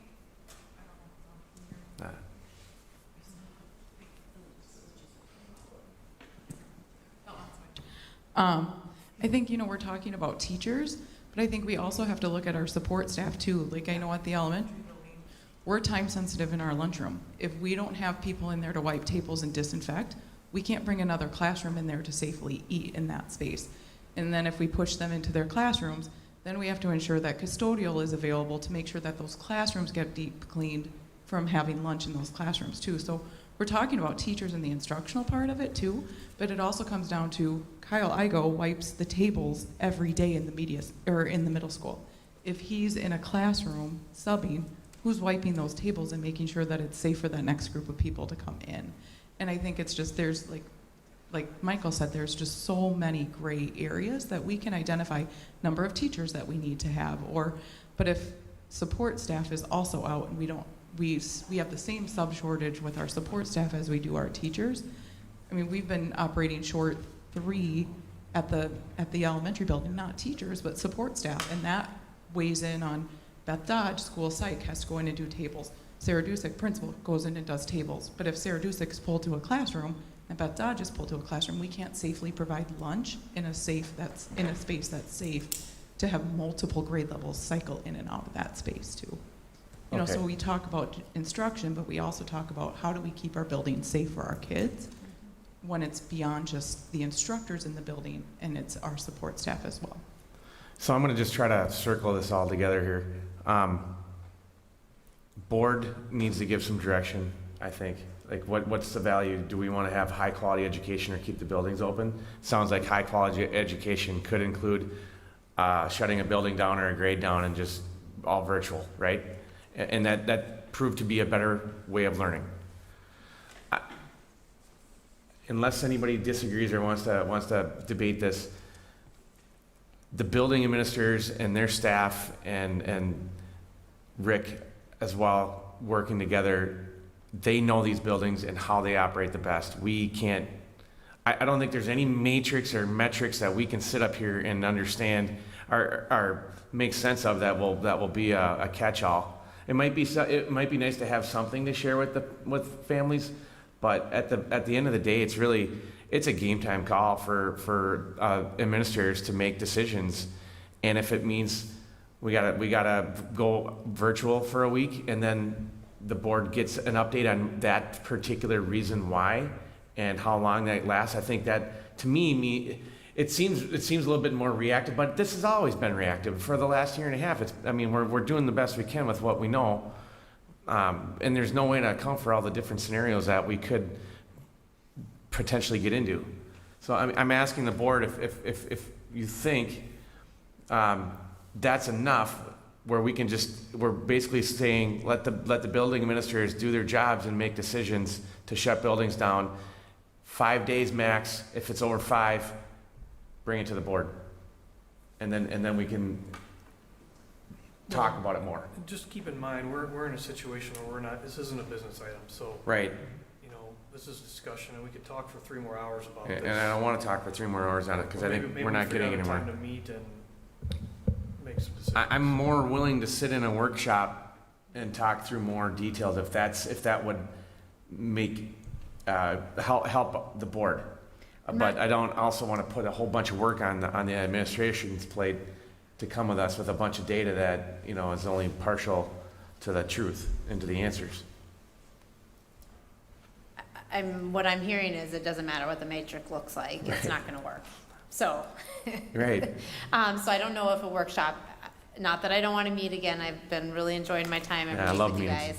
But I don't know if there's a lot of value to it. To me, my priority is our elementary, and I should ask you guys, did all of our different levels, age levels, building, we have 4 buildings, did they all learn at as equally as well at home independently by themselves.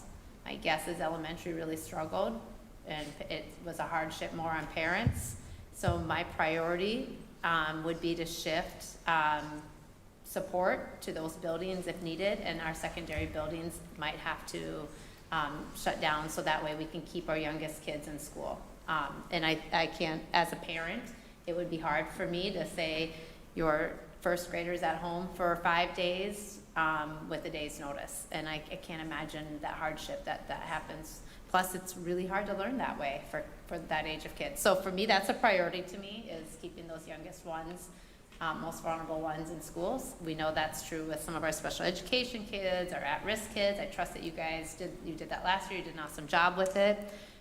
We know our kids that are struggling with access to internet and all that kind of stuff. We have Chromebooks at the secondary level. I'd love to see it at the middle school level. I mean, I think we have some things in place. But yeah, I trust you guys, I guess, at the end of the day. I believe that the people in front of us also want kids in school learning. And so I do believe if it goes beyond 5 days, we get together, and that's not because of you guys, that's for us to be able to support you guys in making a longer term decision and taking some of that off your shoulders. But at the end of the day, I don't know if a matrix is gonna help, other than my priority is kids learning, and I think the conversation is how can we shift to support our kids that need it the most. That's where I am at, I guess. I think the conversation's got to be. I get the matrix thing not being very practical, and I understand all the gray area. At the end of the day, though, we still need to tell people how we're going to make decisions. And if it's that it's in an administrator's court based on, it could be as simple as not being able to provide necessary services, right? But we need to tell people how we're going to make decisions and who's going to make the decisions. And how do we communicate it all? We can't just, we're going to shut down school tomorrow, send out an email, and I don't think, that's appropriate to not tell the public how we're going to make decisions on when things get closed and how. And we don't have to share metrics, but we need some form of communication there. It has to have it. Yeah. And I think that historically, we've been able to always bring forward to you the decision-making process or what we were waiting at the time. I think that we are in a period where we know that there's increasing rates at every district around us in every county. So we're likely to be faced with having to make a decision in a very short period of time. I think that with caveats of trying to make sure that we put more resources at K-5 to make sure that we impact less working families, obviously we would do that. But I think that we will report back to you and to our families about what went into the decision and why it was made. But I think trying to preordain what that will be very difficult. I think in the broad sense, it is, are we able to run reliable classrooms with supervision, high quality instruction, and provide all the additional services that go into it. And if we're unable to do that, I'm not comfortable saying that we're going to provide data after we've already closed the school down. So we've talked about leading indicators, right? We have leading indicators right now. You said it yourself, and I don't disagree, that there are things that are showing up in the data that would suggest that another level of something needs to happen, okay? We have enough information right now that I feel there needs to be a communication with the families saying we're seeing these leading indicators, and then there very well may be just some decisions on the horizon. This is who's going to make them and how they're going to be made. Well, and with like a list of triggers, not enough support staff to, man the lunchrooms, not enough substitutes to cover 2 schools with, numerous teachers calling in or teachers on leave, whatever. But yeah, I think Pat's right. I think communication after the fact is it's not appropriate right now. I would also, we talked about transportation too. I think that's an easy one to, I think we'd all agree that if we need to shift a bus to the country to get kids into the district, then there's kids that are going to have to walk. Then that's also something that we're going to do. And that puts stress on Kyle, I know, just to have a secondary bus route system that he can trigger, but I think that that's something that needs to happen too. But yeah, that's just basic, I guess, like I said, triggers. What could be some triggers? And no, we're not gonna cover it all, because, yeah, every situation is gonna be different. Like you said, on a certain day, we may have the substitutes and we're fine. But it's more of a, if this happens, we may need to shut down. If this happens, as an example, we may need to shut down. And I like Pat said, I think parents need to be aware of that. Well, I think parents are going to understand it too. It doesn't have to be what we're talking about here. And what you're asking for, Pat, is not. It's not. It doesn't have to be airtight. It's just we need to get the word out that we're seeing some things here. This is what you're trying to articulate here. We're seeing data trends that we may have to make some tough decisions and shut down certain parts of the district. Well, I think it's fair that we tell people that the board, I mean, if this is the decision we make, that the board is putting that responsibility to make those decisions in administrative hands, up to 5, 10, whatever days, whatever it is, but I think it's important we communicate that.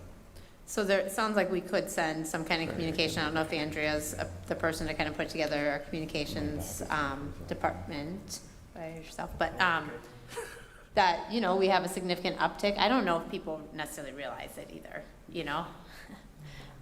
and I think it's fair to kind of put it out there that we have an uptick. I'm looking at those numbers and we're where we were shut down right now, last year, and so I think it's important to kind of put out there that's, I agree with you that it's time to probably warn people, like, here's where we're at, we're working our best, and some of these situations might arise, and this is how it's going to be articulated, communicated. So let's do this. I think we've kind of beaten this around for quite a while. Take a shot at it.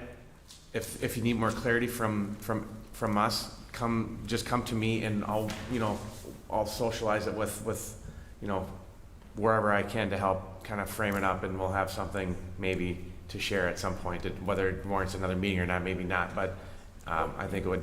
Well, we can. You got to think about this. First of all, the administrative team has asked for us to make some decisions and to give them guidance.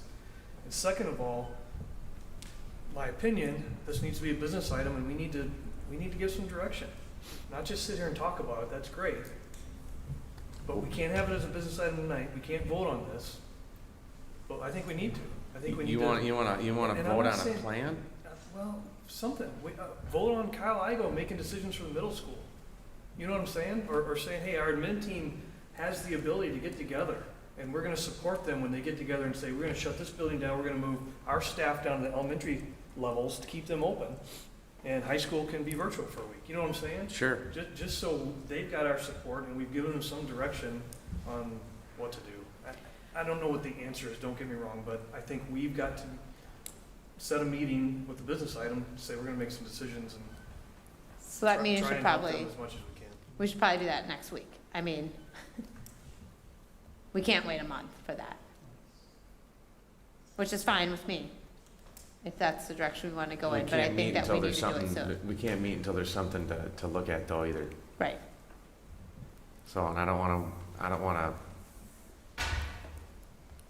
put, well, okay, it's a lot of work. I mean, it's a lot of work to do it. It's important work. I think it's just figuring out how to frame it up. Rick, do you think you need more direction from us? What Steve is saying is your admin team said we need some direction, and you had asked some kind of questions about, what our thoughts were. Do you need more from us to kind of start this? Do we need a work session? What do you need? Yeah. Well, I think I have two takeaways. One would be we'll have a letter crafted and out to families by tomorrow. And I think that we just have to say, based on current information, either by other school districts within our community, that there is an uptick. And you should be prepared. If you haven't thought that a classroom, school, or grade would be closed, you should be making sure that you have alternative plans. And here are some of the things that we're experiencing, either very shallow subpools, staff that aren't able to completely cover all of our sections, And when that becomes a burden at the site, the principal and myself will have to make that call. I'm happy to come back next week. If I don't think a work session would do it. I think if it's going to be a decision, if you need more, and we're going to need to make other, what are the other indicators that administration is using to make the decision? I would say that it should be a separate one business item topic, and we set a time, the last week of September.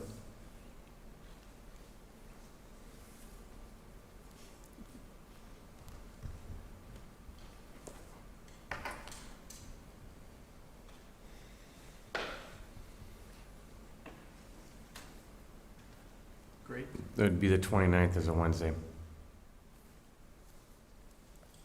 So if that works, that gives us a week.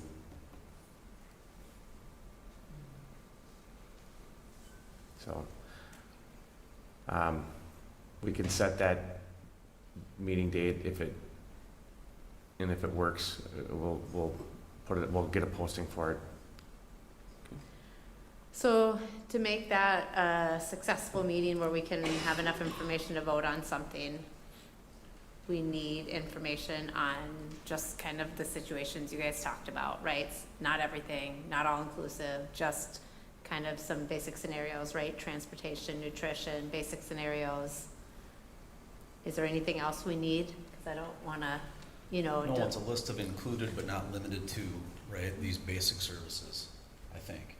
And then again, who's going to make the decision, and for how long, and then what's the trigger that the board would, whoever we decide makes the decision, what's the trigger to have the board get re-engaged in a longer term decision?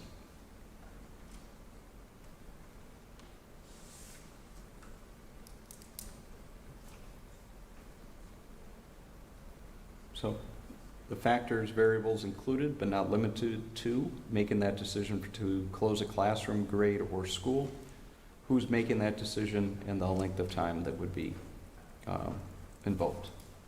Okay? And that's what I think. I don't know if you guys have a different opinion. If I may too, if we would have a closure, let's say of like 5 days, if there would be online learning with that, or if that would be just like 5 days out type thing. Yeah, I think it would be online learning is what I'm hearing, so. But you're right, that should be part of That's the gotta be clear. communication is what the It's learning plan not just school looks like. closure, Right. it's Right. switch. We're switching modes.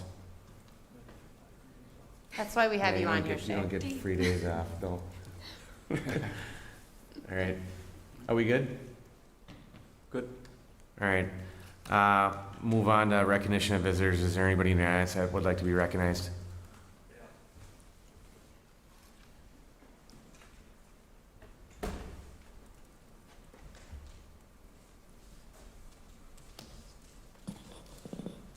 You're going to have to state your name and your municipality, sir. My name is Tom Magnan. I'm a resident of Trimble Township. It'll be brief. First of all, I just want to say, appreciate the challenges you've all faced for the last year and a half and continue to moving forward. Just like to point out one thing though. You just got done talking about letter D under information and discussion, board discussion on COVID mitigation strategies or expansion thereof. I really don't think I heard too much conversation about that first half. Metrics to consider for classroom, grade level, or school closures. You did spend a lot of time on that. I think you need to include in your conversation coming up some discussion about how to mitigate COVID spreading and not wait till it happens and focus all your conversation on that. And I think really the answer is on my face, right in front of your face. Thanks, Tom.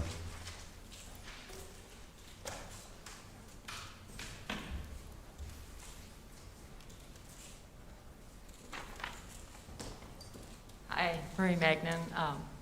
community member and former retired school nurse, I just wanted to say, you know, this is a hard time for everybody in the community, and I want to just thank not only Cassie, of course, and all the teachers and everybody that works together for the welfare of our kids. It's a great teamwork, and school nursing and school health brings that together to support education. That's what we do that for, and we want kids in school.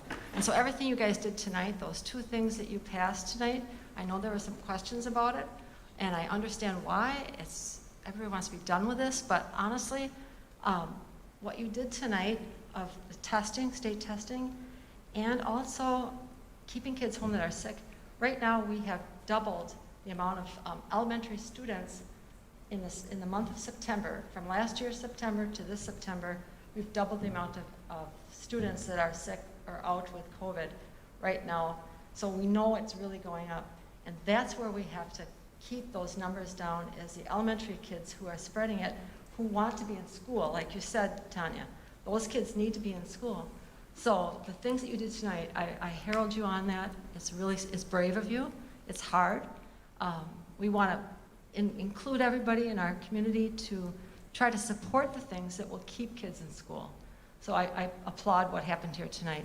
I think masks would help because honestly, you put the things that you put together tonight, testing, frequent testing, keeping kids home that are sick. Obviously, the kids that aren't sick are going to come back. All they have to do is check it out, and then they come back to school, right? And then you keep kids in school. So you're on the right track. Masks would help a lot more, and then we'd really keep kids in school. And I know that's a tough thing for a lot of the people in the community. It's an emotional thing. Most kids don't care. They're happy to be in school, whether they wear a mask or not. And the emotional issue, let's pull together. But great work tonight. Great high school kids and great teachers and staff. So I wish you all the best. Thanks, Marie.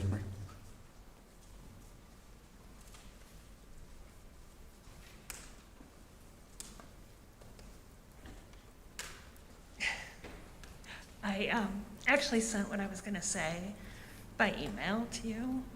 And I just want to say I agree with everything that you just said. Could you just state your name quick, please? Thank you. We all know who you are. We're just... Well, no, I'm regularly in your email. Taslin, Magnuson, Prescott. Thank you. I want to add one thing. I mean, the testing, my life this week has been awful to try and get my kid tested. Really awful. And he needed to be tested. So I hear a lot about parents' choices. I hear a lot of conversation about health freedom, but I don't hear a lot about children's choices and children's choices to stay safe. My daughter doesn't have a choice whether or not, and my son, in fact, doesn't have a choice to get infected with COVID or not get infected with COVID because you aren't taking mitigation measures in the schools. I'm no good if I don't write this out, but I would like to encourage the board to please remember the children who don't have a lot of choices here, and that we can honor parents' choices to have their own health, but we can't do that at the risk of our own children's safety. And we have a lot of elementary kids who are getting sick. I too looked up all the numbers before I came tonight. It's twice as high as it was last year, and we were all wearing masks last year. And those little kids, they don't have the same choices. And often we forget about them.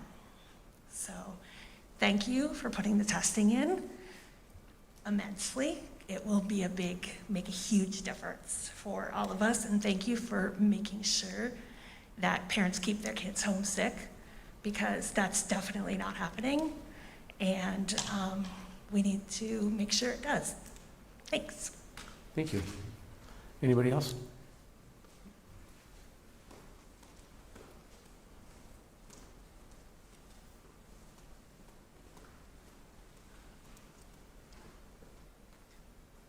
Tracy Collins, Prescott City. I just have to speak to the other side because there isn't anybody else here to speak to it tonight. So I know everybody has their own opinion, and I respect it and their choices greatly. My children had a really hard time with masks last year. 2 out of my 3 children have mask exemptions that could not be honored without significant detrimental effects to their mental health.